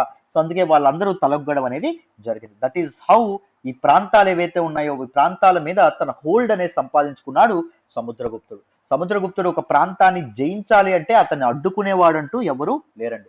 అంత గొప్పగా సముద్రగుప్తుడు with his conquest, with his expeditions తన రాజ్యాన్ని నలుమూలలా వ్యాప్తి చేయడం అనేది జరిగింది. అండ్ మౌర్యన్స్ తర్వాత మౌర్యులు ఎవరైతే ఉన్నారో Mauryas were the first empire who ruled over Indian subcontinent. భారతదేశాన్ని ఏకఛత్రాధిపత్యం కింద తీసుకొని పరిపాలించినటువంటి వాళ్ళు మౌర్యులు. మౌర్యుల తర్వాత ఏం జరిగిందని చెప్తాం? భారతదేశం కుక్కల చింపిన విస్తరాక అయిపోతుంది. ఒక్కొక్క ప్రాంతాన్ని ఒక్కొక్క చిన్న చిన్న రూలర్స్ పరిపాలించుకుంటారు. మళ్ళీ ఈ భారతదేశం మొత్తాన్ని ఏకఛత్రాధిపత్యం కింద అండర్ వన్ రూల్ కింద తీసుకొచ్చినటువంటి గ్రేటెస్ట్ ఆఫ్ ఆల్ రూలర్స్ ఎవరు అంటే గుప్తాసం. అర్థమైందా? అలా గుప్తా అనేటటువంటి ఒక న్యూ ఎంపైర్ అనేది, ఒక హ్యూజ్ ఎంపైర్ అనేది ఎస్టాబ్లిష్ అవ్వడం అనేది జరిగింది. In the left side you can see the gold coins issued by Guptas. Guptas were very very prosperous. అందుకే వాళ్ళు గోల్డ్ కాయిన్స్ అనేవి ఇష్యూ చేయడం అనేది జరిగింది. But over the decline, Gupta empire ఏదైతే ఉంటుందో డిక్లైన్ అవుతున్నప్పుడు మన తాలూకా గోల్డ్ కాయిన్స్ యొక్క క్వాలిటీలో కూడా చేంజెస్, క్వాలిటీ కూడా డిక్లైన్ అవ్వడం అనేది జరిగింది. దాని అర్థం ఏంటి? రాజ్యం ఏదైతే ఉంటుందో రాజ్యం మీద విదేశీ దాడులు అనేవి పెరుగుతాయి. సో ఫారిన్ ఇన్వేషన్స్ అనేవి మొదలవుతాయి. సో అప్పుడు వాళ్ళ హోల్డ్ అనేది వాళ్ళు ఇదవుతారు. సో అందుకే మనం ఈ కాయిన్స్ అండ్ దాంతోపాటు ఆర్కిటెక్చర్, కట్టడాలను చదవడం ద్వారా అప్పుడు మనం అక్కడ ఉన్నటువంటి రాజ్యాల తాలూకా పరిస్థితులు, కాంటెంపరీ సిచ్యువేషన్స్ అనే మనం అర్థం చేసుకోవచ్చు. Social, economic and political conditions అనే మనం అర్థం చేసుకోవచ్చు. By observing historians, by observing the quality of gold coins, they constructed the political conditions of Guptas in their decline period. వాళ్ళ గుప్తా సామ్రాజ్యం ఏదైతే ఉంటుందో అది ఎండ్ అవుతున్నప్పుడు క్వాలిటీ అనేది తగ్గింది, అందుకే గుప్తా సామ్రాజ్యం అనేది ఎండ్ అయింది అని చెప్పడం అనేది జరిగింది. అర్థమైందా? So these are some. ఇప్పుడు మనం మొఘల్స్ చూస్తే, మొఘల్ యొక్క కట్టడాలు చూస్తే మనకు అర్థం అవుతుంది. ప్రియురాల సమాధుల మీద కొన్ని లక్షల నాణ్యాలు అనేవి వెచ్చించి వాళ్ళు అద్భుతమైనటువంటి కట్టడాలు కట్టించడం అనేది జరిగింది. That means what? Mughals are very prosperous. తినడానికే తిండి లేకపోతే అలాంటి అద్భుతమైనటువంటి బిల్డింగ్స్ కట్టగలరా? కట్టలేరు. వాళ్ళు అంత ప్రాస్పరస్ గా బతికారు అని చెప్పి మనం అర్థం చేసుకోవచ్చు. అర్థమైందా? సో ప్రతి కాయిన్స్, నాణ్యాలు కానీ, లేకపోతే కట్టడాలు కానీ, లేకపోతే వస్త్రాలు కానీ, లేకపోతే అక్కడ ఉండేటటువంటి దేవాలయాలు కానీ, ఇవన్నీ ఆ కాంటెంపరీ సొసైటీని చెప్పడం అనేది జరుగుతుంది. అప్పుడు సమాజం యొక్క పరిస్థితులు చెప్పడం అనేది జరుగుతుంది. ఈ విధంగా మనం అర్థం చేసుకోవచ్చు. నెక్స్ట్ చూడండి, the king who played the veena. Samudragupta is well versed with many qualities అండి. So is a great poet, is a great warrior అని మాట్లాడుకున్నాం. అండ్ వీణ వాయిద్యంలో కూడా చాలా నిష్ణాతుడు సముద్రగుప్తుడు. Some other qualities of Samudragupta are shown on coins such as this one, where he is showing playing Veena. చూడండి, వీణని ఇది చేస్తున్నటువంటి సముద్రగుప్తుడు. అర్థమైందా నాన్న? మరి నెక్స్ట్ చూడాలి. సో చూడండి నాన్న, కింద ఉన్నటువంటి మ్యాప్, ఈ మ్యాప్ లో మీరు ప్రయాగని చూడాలి. Prayaga the old name for Allahabad. Present day Allahabad కి old name Prayaga. And Ujjain చూడాలి, అండ్ దాంతో పాటు పాటలీపుత్ర చూడాలి. This is Prayaga and Ujjain అనేటటువంటి ప్లేస్ ని చూడాలి. అండ్ దాంతో పాటు పాటలీపుత్ర ఏదైతే ఉంటుందో పాటలీపుత్ర, ప్రెజెంట్ డే పాట్నా, దీన్ని కూడా చూడాలి. These are very important centres of Gupta rulers అండి. ఇక్కడ చూడండి, మనం ఇక్కడ ముందే మాట్లాడుకున్నాం, Samudragupta his policies towards Aryavarta rulers. ఈ ఆర్యవర్త రూలర్స్ ఎవరైతే ఉన్నారో వాళ్ళ సామ్రాజ్యాన్ని ఈయన ఆక్రమించుకోవడం అనేది జరిగింది. 9 రూలర్స్ ఓడించాడని చెప్పుకున్నాం. అండ్ వేరాజ్ దక్షిణాపథ్లో ఉండేటటువంటి 12 రూలర్స్ ఎవరైతే ఉన్నారో వాళ్ళు సాగిలపడినప్పటికీ, వాళ్ళు తమ డిఫీట్ ను ఒప్పుకున్నప్పటికీ వాళ్ళ రాజ్యాలని వాళ్ళకి అప్పగించడం అనేది జరిగింది. వై? వాళ్ళని సామంతులుగా చేసుకున్నాడు. ఎందుకు? There is a difference in treatment. Why అంటే, so Prayaga is a place where he has strong hold అండి. దీనికి స్ట్రాంగ్ హోల్డ్ అనేది ఉండడం అనేది జరిగింది. బట్ కానీ Dakshinapath is a far distant place compared to this particular Aryavarta. So అందుకోసం అని చెప్పి దక్షిణాపథ్ వీళ్ళ తాలూకా మన గుప్తాస్ ఎవరైతే ఉన్నారో వాళ్ళ హోల్డ్ అనేది ఎక్కువ కాలం మెయింటైన్ చేయడం అనేది కష్టం. సో అందుకే ఏం చేశారు, వాళ్ళ రాజ్యాలను వాళ్ళకి అప్పగించి సామంతులుగా వాళ్ళగా చేసుకొని అక్కడ నుంచి ట్రిబ్యూట్ ఆయన తీసుకోవడం అనేది జరిగింది. అర్థమైందా? So this is very very important fact నాన్న. నెక్స్ట్ చూడండి అమ్మా. అండ్ ఇక్కడ చూడండి అన్న, మోస్ట్ ప్రశస్తిస్ ఇన్స్క్రిప్షన్స్ ఏవైతే ఉన్నాయో they also mention about the ancestors of this ruler. సముద్రగుప్తుని యొక్క యాన్సిస్టర్స్ ఎవరైతే ఉన్నారో వాళ్ళ గురించి కూడా చెప్పడం అనేది జరుగుతుంది. చూడండి, ప్రతి ఒక్క ఎరాకి ఒక టార్చ్ బేరర్ ఉంటాడు. మనం మౌర్యన్ ఎంపైర్ లో మనం చంద్రగుప్త మౌర్య గురించి కానీ, బిందుసారా లేదా కునికా గురించి కానీ ఎక్కువ తెలుసుకున్నామా? అశోకుని గురించి తెలుసుకున్నామా? కొన్ని అట్లీస్ట్ అశోకుని గురించి ఎంత గ్రేట్ గా మనం మాట్లాడుకున్నాం. అండ్ గుప్తా రూలర్స్ లో కూడా సముద్రగుప్తుని గురించి మనం మాట్లాడుకుంటున్నాం. సముద్రగుప్తుని యొక్క తల్లిదండ్రులు, సముద్రగుప్తుని యొక్క యాన్సిస్టర్స్, పూర్వీకులని మాట్లాడుకుంటున్నాం. కానీ వాళ్ళ తాలూకు కొడుకు సముద్రగుప్తులని మనం మాట్లాడుతున్నామా? మాట్లాడట్లేదు. ఎప్పుడైనా చూడండి, ఫ్యామిలీ అనేది ఎప్పుడూ అలాగే ఉండాలి. మన పేరు మీదుగా మన ఫ్యామిలీ అనేది వచ్చేటట్టు ఉండాలి. అంత గొప్పదనం మనం సాధించాలి. చూడండి అన్న, ఇక్కడ చూడండి, this one mention Samudragupta's great grand father, father and mother. So these inscriptions ఏవైతే ఉన్నాయో అవి ఏం చెప్పడం అనేది జరుగుతుంది అంటే, సముద్రగుప్తుని యొక్క గ్రేట్ గ్రాండ్ ఫాదర్ గురించి, ముత్తాత గురించి, గ్రాండ్ ఫాదర్ తాతయ్య గురించి, ఫాదర్ తండ్రి గురించి, అండ్ మదర్ గురించి కూడా చెప్తుంది. అండ్ మదర్ నేమ్ ఏంటో చూడండి అన్న, Kumaradevi she is the mother of Samudragupta. She belong to the Lichchhavi gana. Lichchhavi అనేటటువంటి ఒక తెగకి చెందినటువంటి రాజకుమారి ఎవరు అంటే కుమారదేవి అండి. And his father name is Chandragupta. ఆయన ఫాదర్ నేమ్ ఏంటో చూడండి, Chandragupta. He's the first ruler of the Gupta dynasty to adopt the grand title of Maharaja Adhiraja అనేటటువంటి టైటిల్ తీసుకున్నటువంటి మొదటి రూలర్ చంద్రగుప్త. ఆయన తాలూకా కొడుకైనటువంటి సముద్రగుప్త కూడా అదే టైటిల్ తీసుకున్నాడు. ఏం టైటిల్? మహారాజా అధిరాజా అనేటటువంటి టైటిల్ తీసుకున్నాడు. And his great grand father, ఆయన ముత్తాత అండ్ ఆయన తాతగారు ఎవరైతే ఉన్నారో they were mention simply as maharajas. వాళ్ళని మహారాజాస్ గా మాత్రమే మెన్షన్ చేయబడ్డం అనేది జరిగింది. అంటే ఈ రూలర్స్ తాలూకా ఇంపార్టెన్స్ అనేది కాలక్రమేణా ఎలా పెరుగుతుందో చూడండి. సో ఫస్ట్ రాజా, రాజా తర్వాత ఇంపార్టెంట్ మహారాజా అనేటటువంటి టైటిల్, మహారాజా తర్వాత మహారాజా అధిరాజా అనేటటువంటి టైటిల్. సో మన తాలూకా సముద్రగుప్తుని యొక్క గ్రాండ్ ఫాదర్ అండ్ సముద్రగుప్తుని యొక్క గ్రేట్ గ్రాండ్ ఫాదర్ వీళ్ళిద్దరూ ఏం చేయడం అనేది జరిగింది, మహారాజా అని తీసుకుంటే మహారాజా అధిరాజా అని ఎవరు తీసుకున్నారు, ఆయన తాలూకా తండ్రి అయినటువంటి చంద్రగుప్త అండ్ తను కూడా సముద్రగుప్త ఎవరైతే ఉంటారో ఆయన కూడా, ఇద్దరికి ఈ టైటిల్ అనేది ఉండడం అనేది జరిగింది. అర్థమైందా? సో విక్రమ్ సంవత్ చూడండి అమ్మా, ఇక్కడ బాక్స్ లో ఉన్నది చాలా చాలా important. The era beginning in the 58 BC, క్రీస్తు పూర్వం 58వ సంవత్సరంలో ఇది మొదలవ్వడం అనేది జరిగింది. Is traditionally associated with the Gupta king Chandragupta second. Chandragupta second కి లింక్ అయినటువంటి ఒక ఇంపార్టెంట్ ఈవెంట్ అండి. He had founded it as an mark of victory over Shakas. Shakas ఎవరైతే ఉన్నారో షాకాస్ మీద ఈయన విజయం సాధించడం అనేది జరిగింది. విజయం షాకాస్ ని గెలిచినటువంటి చంద్రగుప్త విక్రమాదిత్య అనేటటువంటి టైటిల్ ని కూడా తీసుకోవడం అనేది జరిగింది. చంద్రగుప్త 2 యొక్క టైటిల్ చూడండి, విక్రమాదిత్య ఏదైతే ఉంటుందో విక్రమాదిత్య. చాలా చాలా ఇంపార్టెంట్. ఎవరికండి ఏ టైటిల్స్ ఉన్నాయని కూడా మన క్వశ్చన్స్ అనేవి వస్తాయి, మీరు వాటిని జాగ్రత్తగా నోట్ మేకింగ్ అనేది చేసుకోవాలి. చూడండి నన్ను, Samudragupta in turn figures in the genealogies that is list of ancestors of later rulers of the dynasty such as his son Chandragupta II. So మన తాలూకా కింగ్స్ ఎవరైతే ఉంటారో వాళ్ళందరూ ఏం చేసేవాళ్ళు అంటే వంశవృక్షాలు వేయించేవాళ్ళు. సో తర్వాత later rulers of Gupta dynasty leaders ఎవరైతే ఉన్నారో వాళ్ళు ఏం చేసేవాళ్ళు అంటే దిస్ లిస్ట్ ఆఫ్ యాన్సిస్టర్స్, వంశవృక్షాల్లో సముద్రగుప్తుని పేరు కూడా మెన్షన్ చేయబడడం అనేది జరిగింది. అండ్ మన తాలూకు సముద్రగుప్త యొక్క కొడుకు ఏంటి, కొడుకు పేరు ఏం పేరు, Chandragupta second. We know about him from inscriptions and coins. ఈయన గురించి మనం శాసనాల ద్వారా అండ్ నాణాల ద్వారా తెలుసుకోవచ్చు. And he led an expedition to western India where he overcame the last of the Shakas. Shakas ఎవరైతే ఉన్నారో వాళ్ళని పూర్తిగా ఆయన తుదుముట్టించడం అనేది జరిగింది చంద్రగుప్త సెకండ్, రెండవ చంద్రగుప్తుడు. So Chandragupta second after throwing out the power of Shakas, he was known as Vikramaditya. According to later belief, his court was full of land people అండి. చంద్రగుప్త సెకండ్ కోర్ట్ లో ఆయన తాలూకా ఆస్థానంలో చాలా గొప్ప గొప్ప ల్యాండ్ పీపుల్ స్కాలర్స్ ఎవరైతే ఉన్నారో వాళ్ళు ఉండడం అనేది జరిగింది. About some of them whom you will read in chapter 11. So chapter 11 లో కొంతమంది అలాంటి ఇంపార్టెంట్ పోయిట్స్ ఎవరైతే ఉన్నారో, స్కాలర్స్ ఎవరైతే ఉన్నారో మనం తర్వాత చాప్టర్ లో వాళ్ళ గురించి తెలుసుకుంటాం. అర్థమైందా? సో నేను హిస్టరీ క్లాసుల్లో కూడా చాలా ఇన్ డెప్త్ వీళ్ళందరి గురించి చెప్పాను. ప్రతి ఒక్కరి గురించి కథలు చెప్పుకోవడం అనేది జరిగిందని. సో మీరు ఎన్సీఆర్టీస్ మీకు ఒక ఫౌండేషన్ వస్తుంది. అండ్ దీంతో పాటు హిస్టరీ కోర్స్ మీరు ఒకవేళ తీసుకుంటే, ఒకవేళ యూపీఎస్సీ ఇన్ఫినిటీ అయితే తీసుకోక్కర్లేదు, ఒకవేళ హిస్టరీ తీసుకుంటే మీకు పూర్తిగా ఇన్ డీటెయిల్ మీకు ఒక హిస్టరీ మీద ఒక పట్టు రావడం అనేది జరుగుతుంది. సో వేరే వాళ్ళకు కూడా ధారాళంగా చెప్పగలుగుతారు. ఓకేనా? చూడండి, Harshavardhana and the Harshacharita. So ఇంకొక ఇంపార్టెంట్ రూలర్ ఎవరని చెప్పుకున్నాం, హర్షవర్ధన. చరిత్రలో ఉన్నంతకాలం వీళ్ళ పేర్లు నిలిచిపోతాయని చెప్పుకున్నామా. నేను లిస్ట్ ఆఫ్ రూలర్స్ నేమ్స్ ఇచ్చానా, పర్సనాలిటీస్. దాని ఇంపార్టెంట్ పర్సనాలిటీ ఎవరు, హర్షవర్ధన కూడా. While we can learn about the Gupta rulers from their inscriptions and coins, we can find out some kings from biographies. So గుప్తుల గురించి మనం ఎలా తెలుసుకోవడం అనేది జరిగింది. ఇప్పుడు ఇందాక హరిసేన వేయించినటువంటి ప్రశస్తి ఇన్స్క్రిప్షన్ గురించి మనం తెలుసుకోవడం అనేది జరిగింది సముద్రగుప్త గురించి.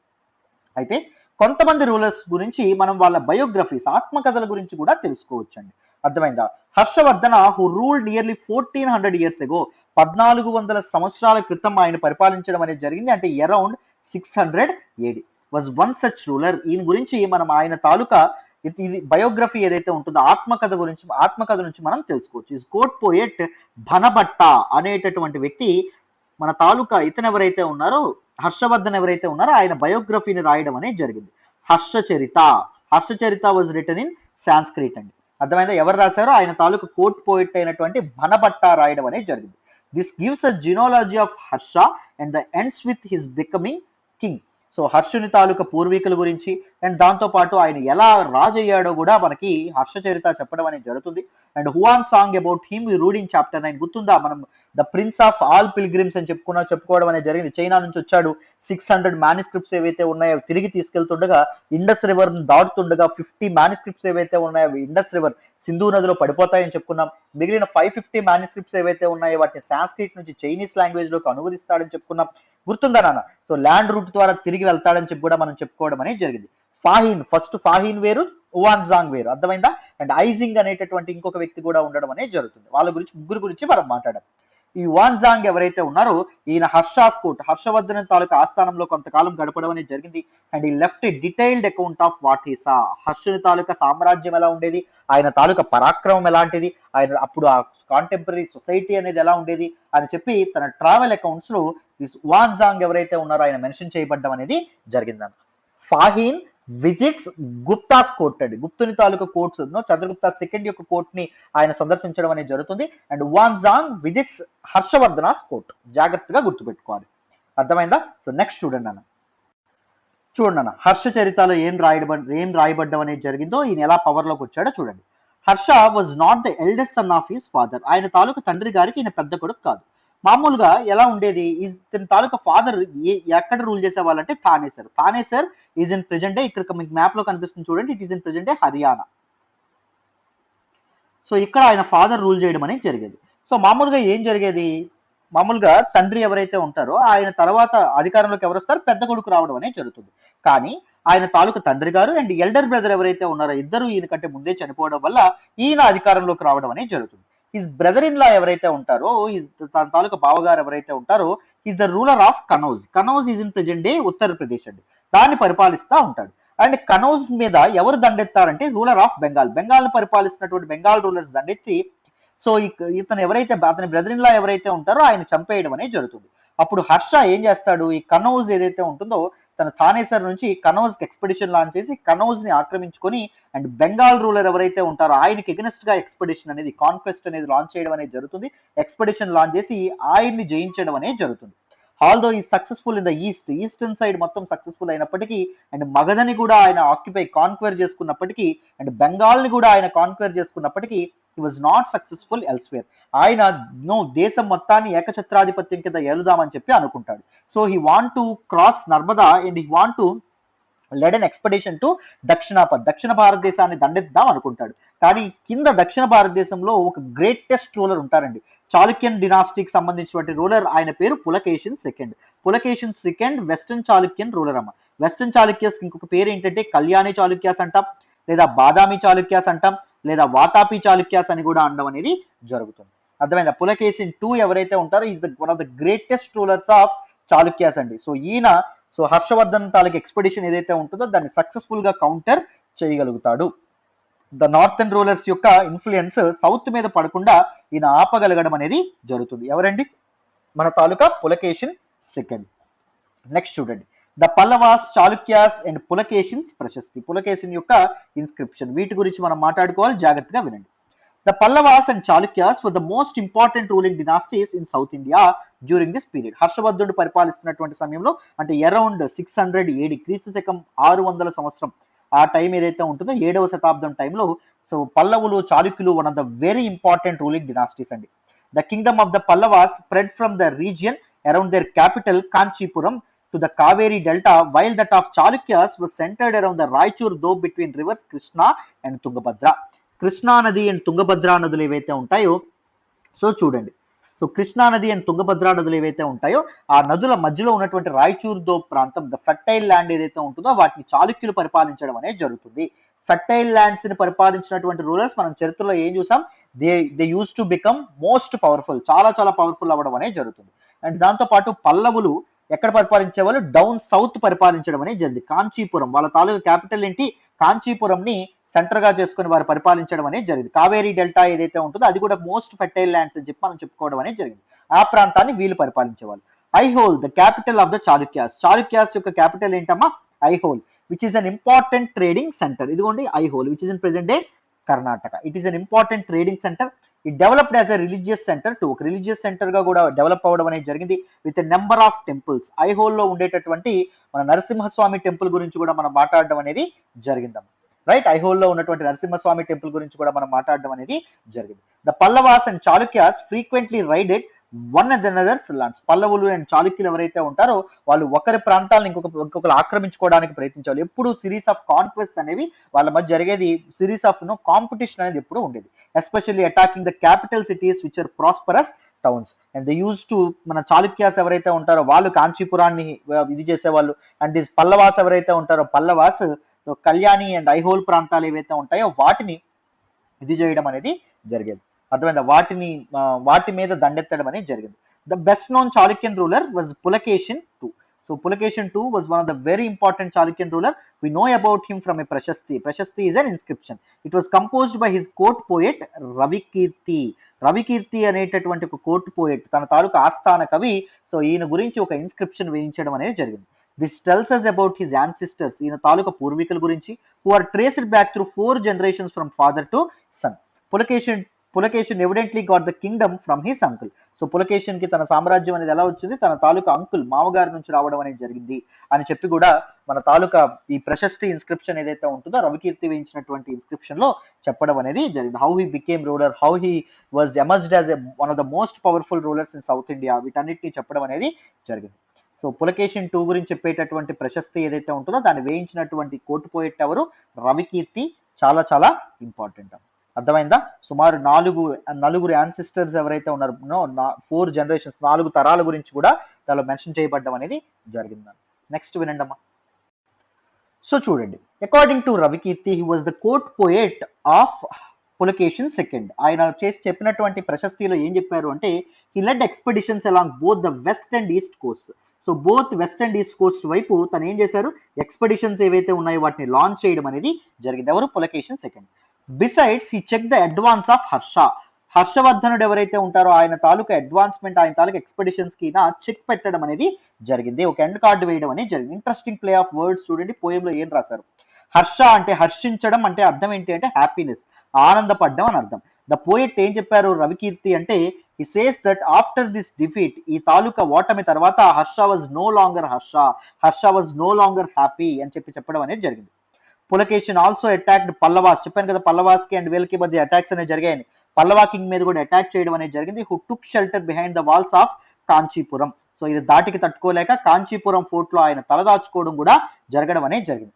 But the Chalukyan victory was short lived. కానీ పల్లవుల మీద చాళుక్యన్ విక్టరీ అనేది చాలా తక్కువ కాలమే నిలబడింది. Ultimately both the Pallavas and Chalukyas give away to new rulers belonging to the Rashtrakuta and Chola dynasties, about which you will study in class 7th. చూడండి, తర్వాత మన తాలూకా వీళ్ళు ఎవరైతే ఉన్నారో పల్లవుల్ని ఎవరు ఓడించడం అనేది జరిగిందంటే చోళులు రావడం అనేది జరిగింది. చాళుక్యులను ఓడించి రాష్ట్రకూటాస్ ఎవరైతే ఉంటారో వాళ్ళు రావడం అనేది జరిగిందమ్మా. రాష్ట్రకూటుల తర్వాత అధికారంలోకి రావడం అనేది జరిగింది. అర్థమైందా? So one of the greatest ruler ఎవరు అంటే పులకేషన్ సెకండ్. వెస్టర్న్ మనకి చాళుక్యన్ కింగ్డమ్ నుంచి ఈస్టర్న్ చాళుక్యన్ కింగ్డమ్ వేరైపోవడం అనేది జరుగుతుంది. అర్థమైందా? సో అది కూడా one of the very very important thing. తర్వాత మనం మాట్లాడుకోవడం అనేది జరుగుతుంది, తర్వాత క్లాసులో మనం మాట్లాడదాం. సో చూడండి, how are these kingdoms administered. మరి కింగ్డమ్స్ ఏవైతే ఉన్నాయో ఎలా అడ్మినిస్టర్ చేయడం అనేది జరిగింది, what were the political conditions, what are the administrative reforms, administrative conditions అని తెలుసుకుందాం. జాగ్రత్తగా వినండమ్మా. As in the case of earlier kings, పూర్వం ఉన్నటువంటి రాజుల్లాగే మనం చదువుకున్నట్టుగానే land revenue remained important for these rulers also. So భూమి శిస్తు ఏదైతే ఉంటుందో, క్రాప్స్ మీద వేసేటటువంటి ల్యాండ్ మనకి ప్రొడ్యూస్ ఏదైతే ఉంటుందో అగ్రికల్చర్ ప్రొడ్యూస్ మీద వేసేటటువంటి పన్నే వెరీ ఇంపార్టెంట్ రిసోర్స్ ఆఫ్ రెవెన్యూగా ఉండడం అనేది జరిగింది. And the village remain the basic unit of administration, the smallest unit of administration, the basic unit of administration గా విలేజ్, గ్రామాలు ఏవైతే ఉంటాయో అవే ఉండడం అనేది జరిగింది అని చెప్తున్నారండి. There were some new developments as well. కొన్ని కొత్త మార్పులు కూడా రావడం అనేది జరిగింది. Kings developed a number of steps to win the support of men who were powerful either economically or socially or because of their political and military strength. For instance ఇదే టైంలో ఏం జరిగింది అంటే చూడండి, కొత్త రిఫార్మ్స్ అనేవి కూడా రావడం అనేది జరిగింది. సపోజ్ ఫ్యూడలిజం ఏదైతే ఉందో అది వృద్ధిలోకి రావడం అనేది జరిగింది. భూస్వామ్య వ్యవస్థ, రాజులు ఎవరైతే ఉన్నారో వాళ్ళు అదర్ మోస్ట్ పవర్ఫుల్ కింగ్స్ ఎవరైతే ఉంటారో, మోస్ట్ పవర్ఫుల్ పీపుల్ ఎవరైతే ఉంటారో వాళ్ళ సపోర్ట్ ని సీక్ చేయడానికి అన్ని విధాలా ప్రయత్నించేవాళ్ళు. వాళ్ళని ఆకట్టుకోవడానికి కూడా రాజులు ప్రయత్నించడం అనేది జరిగేది. ఎందుకు అంటే సో రాజ్యం మీద ఎప్పటికప్పుడు చాలా దండయాత్రలు అనేవి జరిగాయి. ఎప్పటికప్పుడు ఎవరు అటాక్ చేసేవాళ్ళో తెలియదు. ఆ అటాక్స్ అనేవి కబ్ చేయాలి అంటే చాలా మందితో వీళ్ళు సత్సంబంధాలు ఏర్పరచుకోవడం అనేది జరిగేది. ఎవరు అంటే మన తాలూకా రాజులు. ఫ్యూడలిజం అంటే భూస్వామ్య వ్యవస్థ. అదే ఫ్యూడలిజం అంటే పూర్తిగా అర్థం చేసుకోవాలనుకున్న వాళ్ళు మన యూట్యూబ్ ఛానల్లో ఫ్యూడలిజం ఎల్టీఎక్స్ క్లాస్ అని కొట్టండి. నేను డీటెయిల్ గా దాని గురించి చెప్పాను, మీకు ఈజీగా అర్థమవుతుంది. చూడండి అన్న, some important administrative post were now hereditary. So ఇప్పుడు ఏం జరగడం అనేది జరిగింది, యాజ్ పార్ట్ ఆఫ్ ఫ్యూడలిజం కింద ఇంపార్టెంట్ అడ్మినిస్ట్రేటివ్ పోస్ట్ ఏవైతే ఉన్నాయో హెరిడిటరీగా అంటే వంశపారంపర్యంగా రావడం అనేది జరిగింది. This means that sons succeed fathers in these post. చెప్పాను కదా, సో వంశపారంపర్యంగా అంటే ఫాదర్ ఏ పోస్ట్లో అయితే ఉన్నాడో ఆ పోస్ట్ తన సన్నుకు వచ్చేది, అండ్ ఆయన తాలూకు కొడుక్కి ఆ పోస్ట్ మళ్ళీ లభించడం అనేది జరిగింది. For example, the poet Harisena was mahadandanayaka or chief judicial officer like his father. చెప్పడం అనేది అర్థమైందా? సో హరిసేన గుర్తుందా? హరిసేన ఎవరు? గుప్తా రూలర్ దగ్గర మన సముద్రగుప్తా ఎవరైతే ఉంటారో ఆయన తాలూకు కోర్ట్ పోయిట్ అండ్ మినిస్టర్ అని చెప్పుకున్నాం. ఆయన తాలూకు ఇదేంటి? మహాదండ నాయక, that is chief judicial officer. చూడండి, గుప్తుల కాలంలో మన తాలూకు చీఫ్ జ్యుడిషియల్ ఆఫీసర్ ని ఏమనేవాళ్ళు అంటారు? మహాదండ నాయక అని పేరుతో పిలవడం అనేది జరిగింది. ఆయన ఫాదర్ కూడా దండనాయక పొజిషన్ లో ఉండేవాడు, అండ్ హరిసేన కూడా మహాదండనాయక పొజిషన్ లో ఉండడం అనేది జరిగింది. ఫ్యూడలిజం అనేది అలా ఇదవ్వడం అనేది జరిగింది. అండ్ బికాజ్ హరిసేన లాంటి వ్యక్తులు ఎవరైతే ఉంటారో ది ఆర్ మోస్ట్ పవర్ఫుల్, వీళ్ళ నుంచి అటాక్స్ ని కబ్ చేయడానికి, బెటర్ అడ్మినిస్ట్రేషన్ అనేది ఏర్పాటు చేయడానికి కొంత పార్ట్ ఏదైతే ఉంటుందో కొన్ని పోస్ట్ అనేవి వాళ్ళ ఫ్యామిలీకి అంకితం చేయడం అనేది జరిగింది. అర్థమైంది? హెరిడిటరీగా ఏర్పాటు చేయడం అనేది జరిగింది. చూడండి, some times one person held many offices. ఒక పర్సన్ చాలా చాలా ఆఫీసెస్ ని హోల్డ్ చేయడం అనేది జరిగింది చాలా చాలా పోస్ట్ లో ఉండడం అనేది జరిగింది. For example, besides being a mahadandanayaka that is chief judicial officer గా ఉండడంతో పాటు హరిసేన వాజ్ ఏ కుమారమాత్యగా కూడా ఉండడం అనేది జరిగింది. Meaning an important minister. చెప్పానా, మినిస్టర్ గా కూడా ఆయన ఉండడం అనేది జరిగింది. అండ్ సంధి విగ్రహిక అని కూడా ఉండడం అనేది జరిగింది. సంధి విగ్రహిక అంటే ఏంటి? Meaning a minister of war and piece.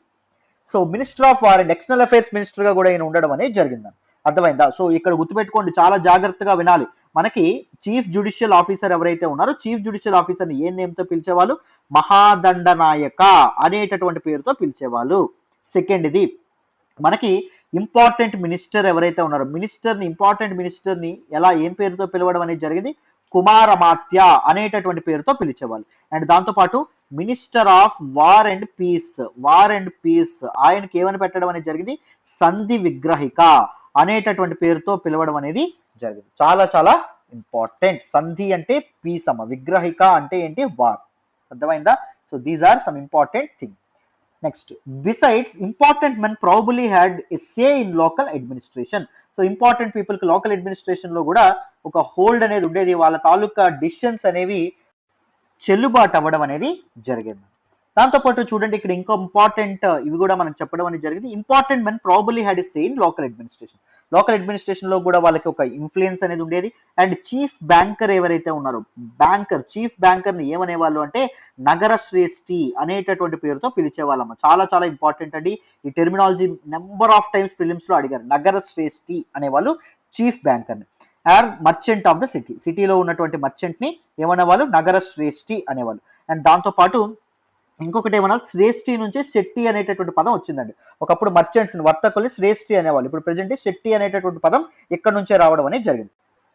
దాంతోపాటు మర్చెంట్ క్యారవాన్స్ అంటే merchant group who travel from one place to other carrying goods. So వాళ్ళ లీడర్ ఎవరైతే ఉంటారో, ఆ నాయకుడు ఎవరైతే ఉంటారో ఆయన శార్ధవాహ అనేటటువంటి పేరుతో పిలిచేవాళ్ళు. మళ్ళీ ఇక్కడ రాస్తున్నాను, చాలా చాలా చాలా ఇంపార్టెంట్ నాన్న, ఫస్ట్ జాగ్రత్తగా గుర్తుపెట్టుకోండి. ఇక్కడ మళ్ళీ రాస్తున్నాను చూడండి మీకు. So first chief judicial officer ని ఏం పేరుతో పిలిచేవాళ్ళు? మహాదండనాయక అనేటటువంటి పేరుతో పిలిచేవాళ్ళు. అండ్ నెక్స్ట్, ఇంపార్టెంట్ మినిస్టర్ ని ఏం పేరుతో పిలిచేవాళ్ళు? కుమారమాత్య అనేటటువంటి పేరుతో పిలిచేవాళ్ళు.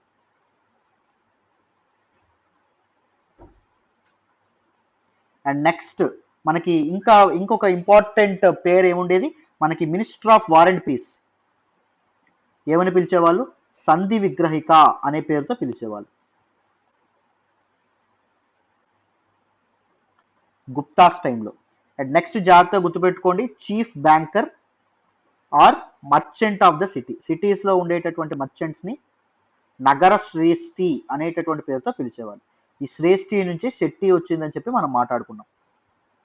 అండ్ దాని తర్వాత merchant caravans, leader of the merchant caravans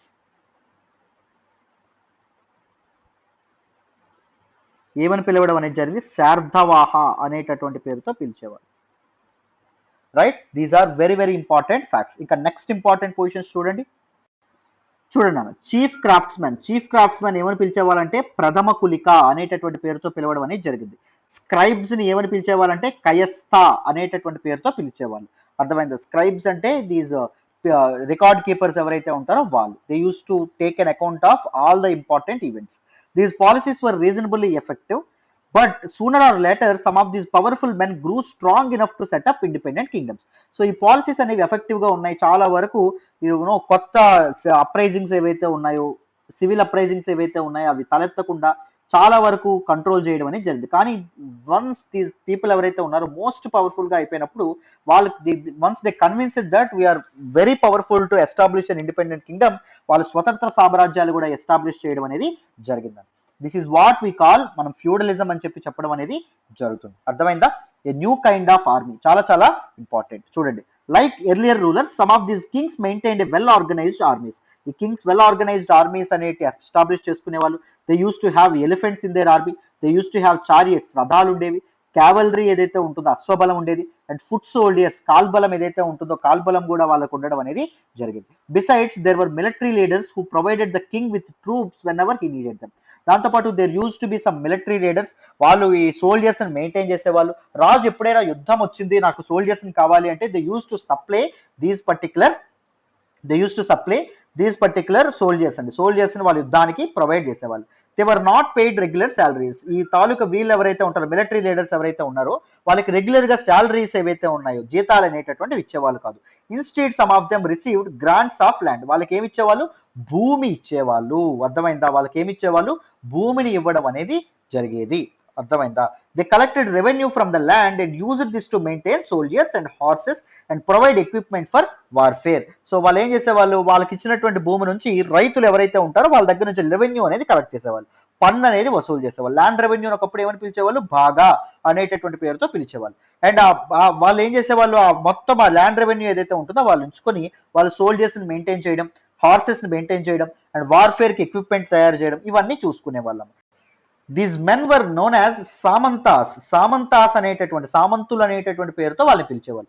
ఒకవేళ పైన ఉన్నటువంటి కింగ్ వీక్ గా ఉన్నాడు అనుకోండి, బలహీనంగా ఉన్నాడు అనుకోండి, ది సామంతాస్ ఎవరైతే ఉన్నారో, ఈ సామంతులు ఎవరైతే ఉన్నారో, ఫిడేటరీస్ ఎవరైతే ఉన్నారో, they use to become independent. వాళ్ళు స్వతంత్రులు అయిపోవడం అనేది జరిగింది. స్వతంత్ర సామ్రాజ్యాలు ఏవైతే ఉంటాయో వాటిని ఎస్టాబ్లిష్ చేసుకునే ప్రయత్నాల్లో వాళ్ళు ఉండడం అనేది జరిగింది. This particular total system is called feudalism అమ్మ. ఫ్యూడలిజంలో ఏం జరుగుతుంది? మెయిన్ క్యారెక్టరిస్టిక్స్ ఏం చెప్పుకున్నాం? ద పొజిషన్స్ ఏవైతే ఉన్నాయో దే విల్ బికమ్ హెరిడిటరీగా ఉండడం అనేది జరుగుతుంది. అండ్ దాంతోపాటు these officials were given some land, కొంత ల్యాండ్ అనేది వాళ్ళకి అప్పగించడం అనేది జరుగుతుంది. And the right to collect land revenue అనేటటువంటిది ఎవరి చేతుల్లో ఉంటుంది? దీస్ పీపుల్, ఈ వ్యక్తులు ఎవరైతే ఉంటారో వీళ్ళ చేతుల్లో ఉండడం అనేది జరిగింది. ఈ సామంతస్ ఎవరైతే ఉంటారో వాళ్ళ చేతుల్లో ఉండడం అనేది జరిగింది. వెన్ దేర్ ఈస్ వార్, యుద్ధం వచ్చేటప్పుడు ది సామంతాస్ అనే వాళ్ళు ఏం చేసేవాళ్ళు? They use to supply soldiers, troops ని సప్లై చేయడం అనేది జరిగేది, వెపన్స్ ని కూడా సప్లై చేయడం అనేది జరిగేది. ఎవరికి సప్లై చేసేవాళ్ళు? వీళ్ళు ఎవరైతే ఉంటారో వాళ్ళు. అండ్ ది స్ట్రిక్ట్ గా వీటిని ఫాలో అయ్యేవాళ్ళు. రాజు కొడుకు రాజే అయ్యేవాడు, సామంతుని తాలూకు కొడుకు సామంతుడే అయ్యేవాడు. వెన్ ద రూలర్ అనేవాడు వీక్ గా ఉన్నప్పుడు, బలహీనంగా ఉండేటప్పుడు, the samantas used to attack the ruler. అర్థమైందా? సో దీన్ని భూస్వామ్య వ్యవస్థ అంటాం. Because they were given lands కాబట్టి, ల్యాండ్ చుట్టూ ఉన్నటువంటి ఒక ఇంపార్టెంట్ సిస్టమ్ కాబట్టి. అర్థమైందా? చాలా చాలా important. Assemblies in the southern kingdom. Southern kingdom లో అసెంబ్లీస్ ఎలా ఏర్పడ్డాయో చూడండి. The inscriptions of the Pallavas mention a number of local assemblies. పల్లవుల తాలూకా శిలాశాసనాలు ఏం చెప్తాయి అంటే చాలా చాలా అసెంబ్లీస్ అనేవి, లోకల్ అసెంబ్లీస్ అనేవి ఉన్నాయి అని చెప్తారు. They included the sabha which was an assembly of Brahmin land owners. So land owners లో బ్రాహ్మిన్స్ ఎవరైతే ఉంటారో they use to form an assembly, that is sabha అనేటటువంటి అసెంబ్లీ వాళ్ళు మెయింటైన్ చేసేవాళ్ళు. This assembly function through sub committees which looked after irrigation, agriculture operations, making roads, local temples, etc. So through these local assemblies ద్వారా ఏం చేయడం అనేది జరిగింది? So ఈ local important reforms అనేవి వచ్చినాయి. లైక్ ఇరిగేషన్, నీటిపారుదల అనేది ఏర్పాటు చేయడం, అగ్రికల్చరల్ ఆపరేషన్స్, దాంతోపాటు రహదారులే, రోడ్స్ ఏవైతే ఉన్నాయో వాటి కన్స్ట్రక్షన్, లోకల్ టెంపుల్స్ ఏవైతే ఉన్నాయో అవి కన్స్ట్రక్షన్. ఇక్కడ నుంచే మనకి పల్లవుల తాలూకా సిస్టమ్, చోళుల తాలూకా సిస్టమ్ నుంచే these assembly system, local assembly system నుంచే మనకి లోకల్ సెల్ఫ్ గవర్నమెంట్స్ ఏవైతే ఉన్నాయో అవి ఎమర్జ్ అవ్వడం అనేది జరిగేది. లోకల్ సెల్ఫ్ గవర్నమెంట్స్ అంటే ఏంటండి? స్థానిక ప్రభుత్వాలు అని చెప్పడం అనేది జరుగుతుంది. లోకల్ సెల్ఫ్ గవర్నమెంట్స్ మనకి దేని ద్వారా తీసుకొచ్చారు? 73rd and 74th constitutional amendment act ద్వారా తీసుకురావడం అనేది జరిగింది. 73rd కాన్స్టిట్యూషనల్ అమెండ్మెంట్ యాక్ట్ ద్వారా ఏం తీసుకొచ్చారు? పంచాయతీ వ్యవస్థని ఏర్పాటు చేశారు. 74th కాన్స్టిట్యూషనల్ అమెండ్మెంట్ ద్వారా ఏం చేశారు? మున్సిపాలిటీ వ్యవస్థని ఏర్పాటు చేయడం అనేది జరిగింది. ఇదంతా మన తెలుగువాడైనటువంటి పివి నరసింహరావు హయాంలో ఈ తాలూకా పంచాయతీ మున్సిపాలిటీస్ ఎస్టాబ్లిష్ అవ్వడం అనేది జరిగింది. పంచాయతీస్ లో మనకి 3 టైర్ సిస్టమ్ అనేది ఉండడం అనేది జరుగుతుంది. మీ అందరికీ తెలుసు, village level, block level and దాంతోపాటు డిస్ట్రిక్ట్ లెవెల్, ఇలా 3 ఉండడం అనేది జరుగుతుంది. This is a decentralise system of governance. So ఈ సభాస్ నుంచి లోకల్ సెల్ఫ్ గవర్నమెంట్స్ కూడా ఎమర్జ్ అవ్వడం అనేది జరిగింది. అర్థమైందా? When you write about local self governments you have to touch which comes under polity, you have to touch these kind of aspects which were related to history. ఎప్పుడైతే మీరు interlinking అనేది వస్తుందో then you can write better answers. అర్థమైందా? చూడండి. The Ur was a village assembly found in areas where the land owners were not Brahmins. So Brahmins ఎవరైతే ఉంటారో, Brahmins land owners గా ఉన్నటువంటి ప్లేసెస్ లో సభాస్ ఉండేవి. బ్రాహ్మిన్స్ ల్యాండ్ ఓనర్స్ గా లేనప్పుడు, వేరే కులాల వాళ్ళు ల్యాండ్ ఓనర్స్ గా ఉన్నప్పుడు ఆ విలేజ్ అసెంబ్లీని ఏమనేవాళ్ళు? ఉర్ అనేటటువంటి పేరుతో పిలిచేవాళ్ళు. And the nagaram was an organization of merchants. Merchants యొక్క అసెంబ్లీని ఏమనేవాళ్ళు? నగరం అనేటటువంటి పేరుతో పిలవడం అనేది జరిగింది. It is likely that these assemblies were controlled by rich and powerful land owners and merchants. ఈ అసెంబ్లీస్ లో డెసిషన్ మేకింగ్ పవర్ అనేది ఎవరికి ఉండేది? The most powerful rich people ఎవరైతే ఉంటారో వాళ్ళకి, పవర్ఫుల్ ల్యాండ్ ఓనర్స్ ఎవరైతే ఉన్నారో వాళ్ళు, మర్చెంట్స్ వర్తకులు ఎవరైతే ఉంటారో వాళ్ళ చేతుల్లో ఉండడం అనేది జరిగింది. ఎందుకంటే సొసైటీ ఎక్కడైనా, పూర్వకాలంలో అయినా ఇప్పుడైనా డబ్బు చుట్టూనే తిరుగుతూ ఉండడం అనేది జరుగుతుంది. When ever there is power there is when ever there is money there will be power. That is right. అదే కదా మనకు చెప్పడం అనేది జరిగింది. Many of these local assemblies continue to function for centuries. ఈ లోకల్ అసెంబ్లీస్ ఏవైతే ఉన్నాయో శతాబ్దాలుగా కంటిన్యూ అవ్వడం అనేది జరిగింది. And village administration through these local assemblies ద్వారా ఎఫిషియెంట్ గా జరగడం అనేది జరిగింది. విలేజెస్ ఆ టైంలో ప్రాస్పరస్ గా మారడం అనేది జరిగేది. విలేజెస్ అనే వర్ధిల్లేవి, అక్కడ ఉండేటటువంటి పీపుల్ సుభిక్షంగా ఉండడం అనేది జరిగేది. That is the reason why local self governments is always the successful formula అండి. అందుకే మనం ఈవెన్ ద ఇండిపెండెంట్ ఇండియా మనం ఈ లోకల్ సెల్ఫ్ గవర్నమెంట్స్ ని ఎస్టాబ్లిష్ చేయడం అనేది జరిగింది. స్థానిక ప్రభుత్వాలు. అర్థమైందా? డీసెంట్రలైజ్ సిస్టమ్ అనేది ఉండాలి, ఎప్పుడైనా ఉండాలి. రైట్. నెక్స్ట్ చూడండి నన్ను. సో నెక్స్ట్ చూడండి, ordinary people in the Kingdom. సామాన్య ప్రజలు ఎలా ఉండేవాళ్ళో చూడండి. We can catch an occasional glimpse of the lives of ordinary people from place. నాటకాల ద్వారా మనం సామాన్యమైనటువంటి ప్రజలు ఎవరైతే ఉంటారో వాళ్ళ జీవితాలను చూడొచ్చు. And other accounts and other books ద్వారా కూడా వాళ్ళ తాలూకా జీవితాలను మనం పరిశీలించవచ్చు. ఎప్పుడైనా గుర్తుపెట్టుకోండి, history is not about the stories of kings, the stories of emperors, the stories of rich people, the stories of powerful people అండి. History is also about the stories of these common people, these ordinary people. But కానీ మనకి ఈ inscriptions ద్వారా లేకపోతే పుస్తకాల ద్వారా మనకి ఎవరి గురించి తెలుస్తుంది అంటే ఎక్కువగా రాజుల గురించి, పవర్ఫుల్ పీపుల్ గురించే తెలుస్తుంది. బట్ ఆర్డినరీ పీపుల్ గురించి తెలుసుకోవాలంటే మనకి ఏం అవసరం? ఆర్కియాలజీ అనేది అవసరం, పురావస్తు శాఖ అనేది అవసరం. సో ఈ మనకి తవ్వకాలతో చేసి తవ్వకాల్లో డిఫరెంట్ థింగ్స్ మనకి బయటపడడం ద్వారా మనం వాళ్ళ జీవితాలని స్టడీ చేయొచ్చు. We can construct there lifes bit by bit. అర్థమైందా? చూడండి. Kalidasa is known for his place depicting life in the Kings court. Kalidasa is a court poet of Chandragupta second అండి. విక్రమాదిత్య అని చెప్పుకున్నామా, ఆయన తాలూకా ఆస్థాన కవి. ఆయన కోర్టులో కింగ్స్ యొక్క, రాజు యొక్క ఆస్థానంలో జీవితం ఎలా ఉంది అని చెప్పి తన నాటకాలు ఎలా ఉండేదని చెప్పి తన నాటకాల ద్వారా తెలియపరచడం అనేది జరిగింది. And interesting feature about this place is that king and the most Brahmins are shown as speaking Sanskrit. రాజులు అండ్ దాంతోపాటు బ్రాహ్మణులు ఎక్కువగా సంస్కృతం అనేది మాట్లాడేవాళ్ళు అని చెప్పి కాళిదాస్ చెప్తాడు. While women and men and other than king and Brahmins use Prakrit and other common people Prakrita భాష మాట్లాడేవాళ్ళు అని చెప్పి మన తాలూకా కాళిదాస్ చెప్పడం అనేది జరుగుతుంది. His most famous play that is Abhijnana Shakuntalam. Abhijnana Shakuntalam was written by Kalidasa అండి. So Abhijnana Shakuntalam is in Sanskrit. It is the story of the love between a king named Dushyanta and the young woman named Shakuntala. So Shakuntala అనేటటువంటి ఒక ఆవిడ అండ్ దుష్యంతుడు ఇద్దరి మధ్య ఒక ఈ తాలూకా స్టోరీ ఏదైతే ఉంటుందో చెప్పడం అనేది జరుగుతుంది. సో మగవాడు మోహంలో ఉండేటప్పుడు ఆడవాళ్ళని ఎలా లోబరుచుకుంటాడు. శాకుంతల అనేటటువంటి అమ్మాయి ఎవరు అంటే మన తాలూకా విశ్వామిత్ర అండ్ మేనకల తాలూకా అక్రమ సంబంధానికి పుట్టినటువంటి అమ్మాయి అండి.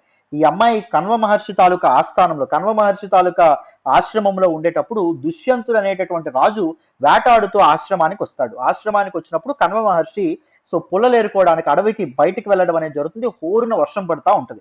అప్పుడు దుష్యంతుడు శాకుంతల ఎవరైతే ఉంటారో ఆవిడ్ని లోపరుచుకోవడానికి ప్రయత్నిస్తాడు బై యూజింగ్ హర్ పవర్. దీన్ని అత్యద్భుతంగా కాళిదాసు దిస్ అభిజ్ఞాన శాకుంతలంలో రాయడం అనేది జరిగింది. అర్థమైందా? దీని నన్నయ్య తెలుగు అనువాదం కూడా చేయడం అనేది జరిగింది.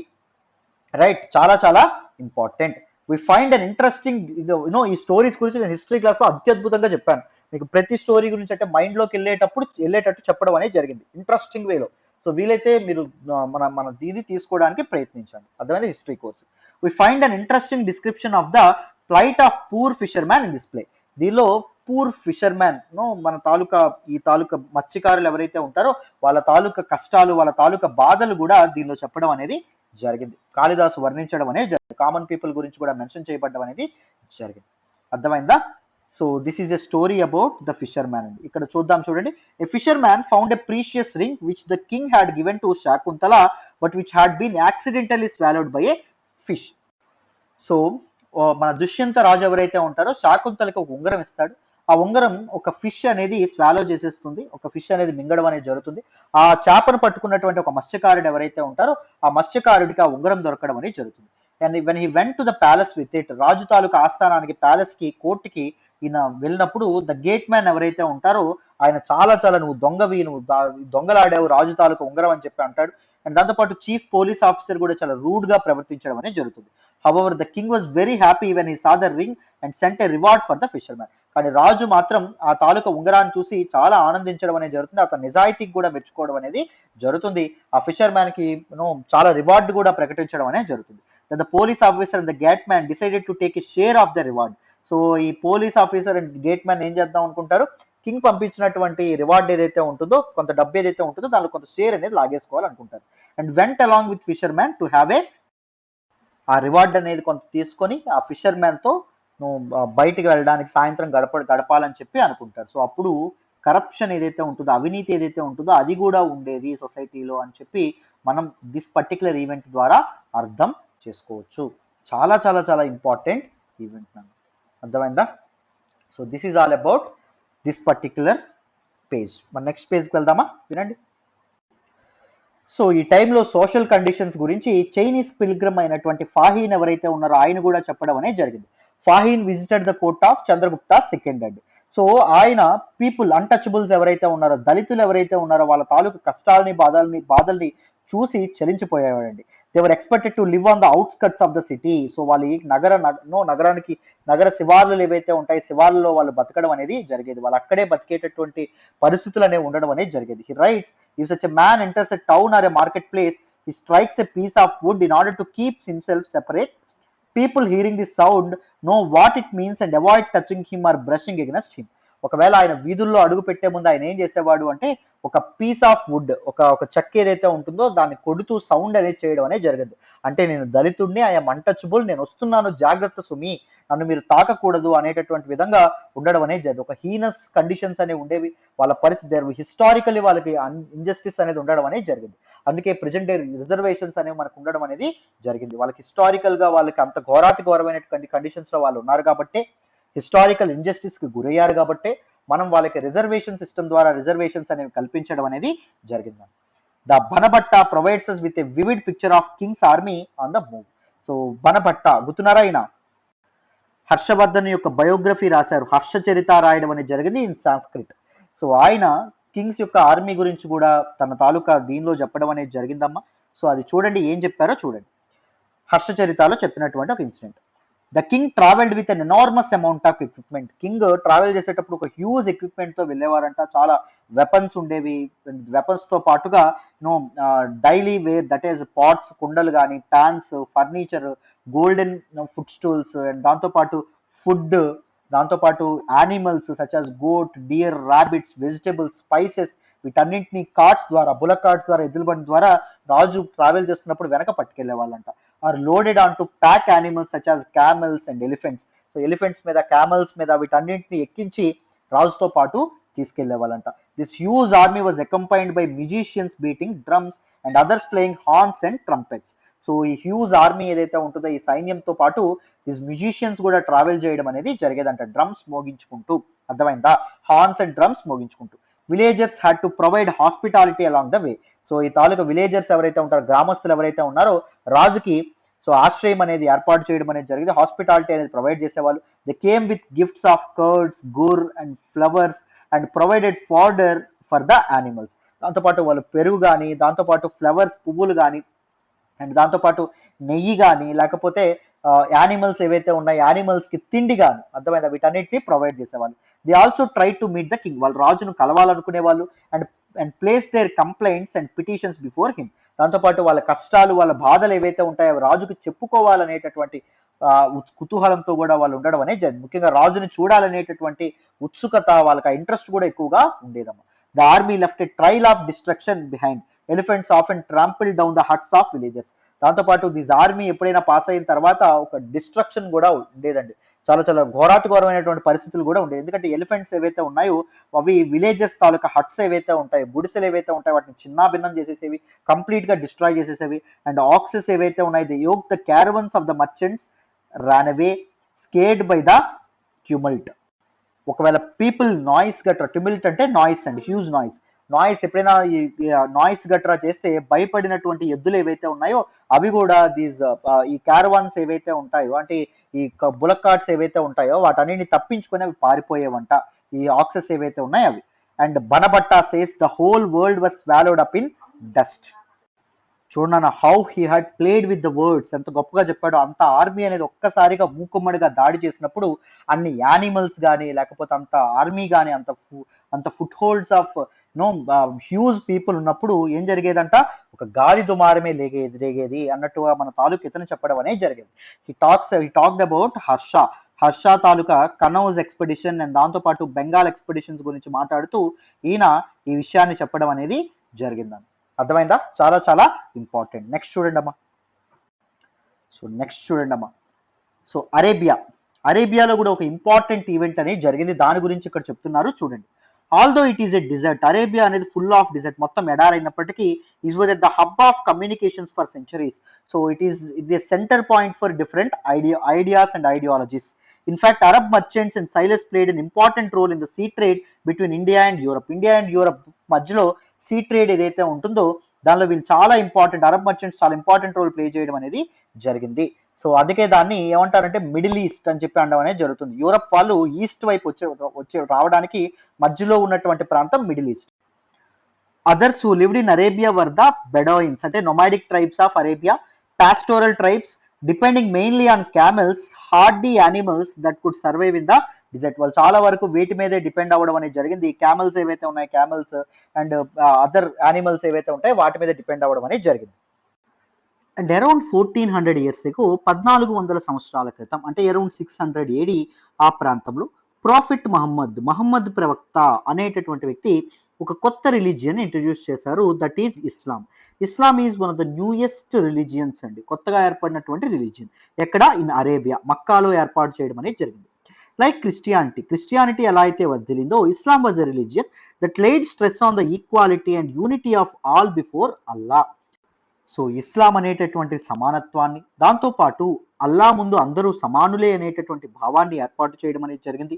The one supreme god, that is Allah అండి. Here is a verse from the Quran, the sacred book of Islam. ఇస్లాంలో ఉండేటటువంటి ఒక వెర్స్ గురించి ఇక్కడ చెప్తున్నారు, ఒక ఇంపార్టెంట్ శ్లోకం గురించి చెప్తున్నారు, జాగ్రత్తగా వినండి.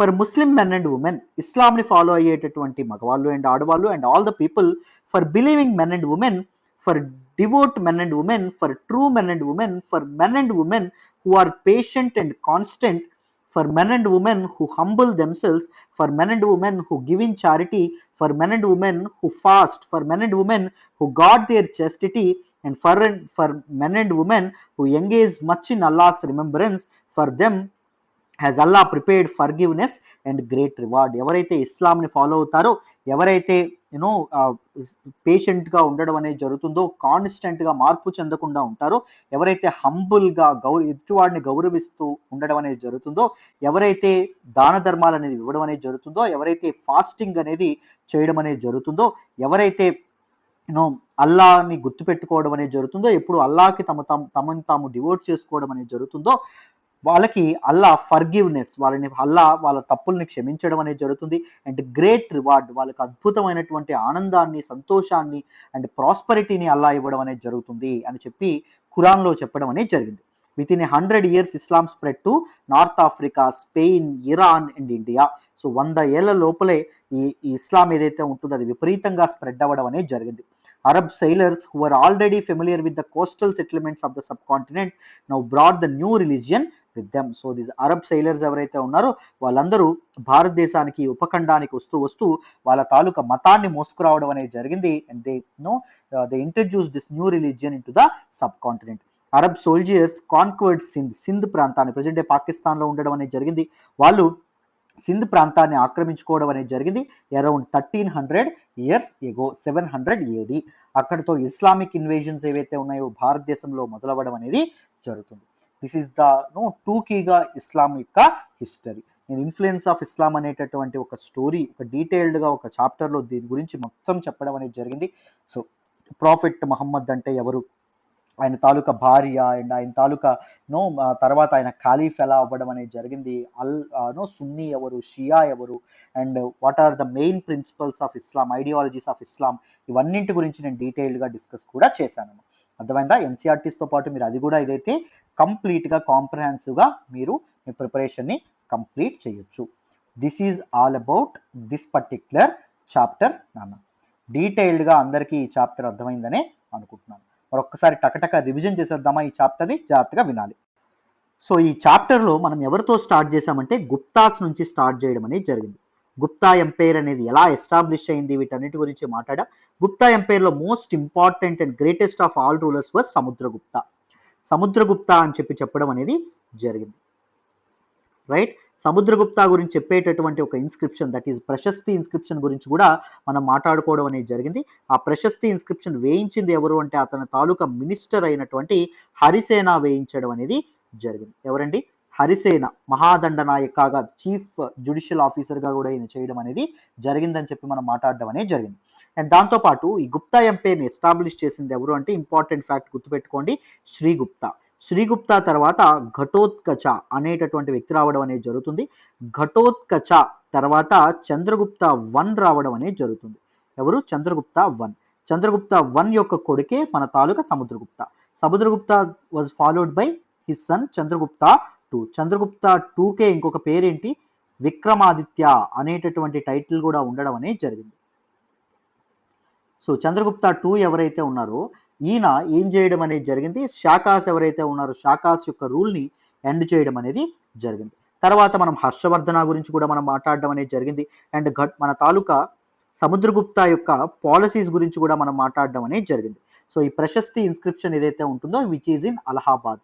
సో అశోకుడు వేయించినటువంటి పిల్లర్ ఇన్స్క్రిప్షన్ మీద ఇది వేయించడం అనేది జరిగింది. అలహాబాద్లో, ప్రజెంట్ డే ఉత్తరప్రదేశ్లో వేయించడం అనేది జరిగింది.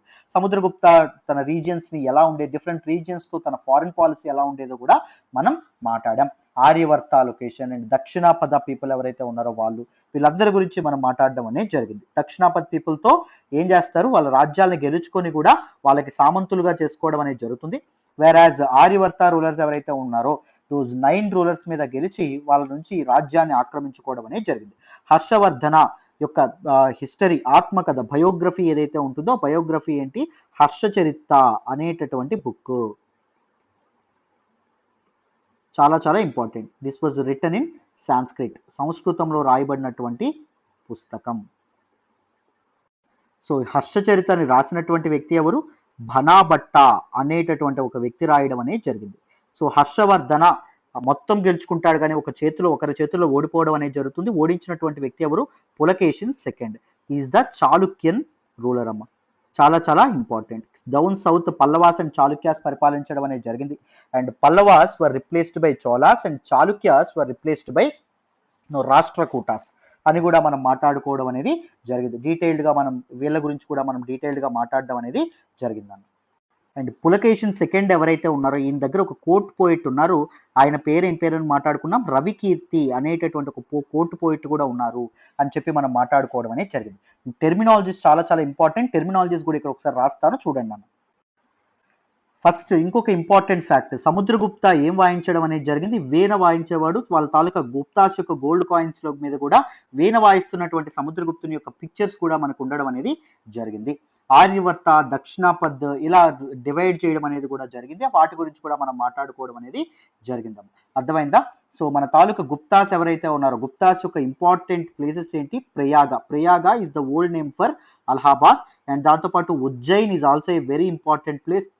అండ్ దాంతోపాటు పాటలీపుత్ర, ప్రజెంట్ డే పాట్నా, ఇది కూడా చాలా important place of important centre for Guptas అని చెప్పి మనం చెప్పుకోవడం అనేది జరిగింది కదా. సో దాంతోపాటు చంద్రగుప్త టూని ఏమంటారో కూడా మనం మాట్లాడుకోవడం అనేది జరిగింది. విక్రమాదిత్య అనే పేరుతో అనేవాళ్ళని చెప్పి కూడా మనం మాట్లాడాం.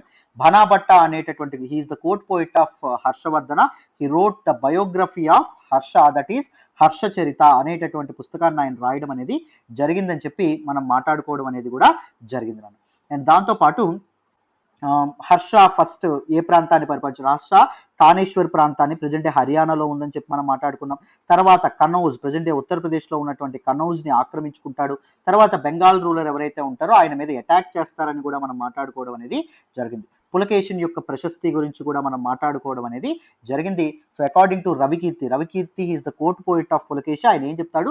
This particular Pulakeshi he's led an expeditions along with both west and east coast అని చెప్పి మనం మాట్లాడుకోవడం అనేది జరిగిందమ్మ. దాంతోపాటు మనం ఫ్యూడలిజం గురించి కూడా మనం మాట్లాడుకోవడం అనేది జరిగింది.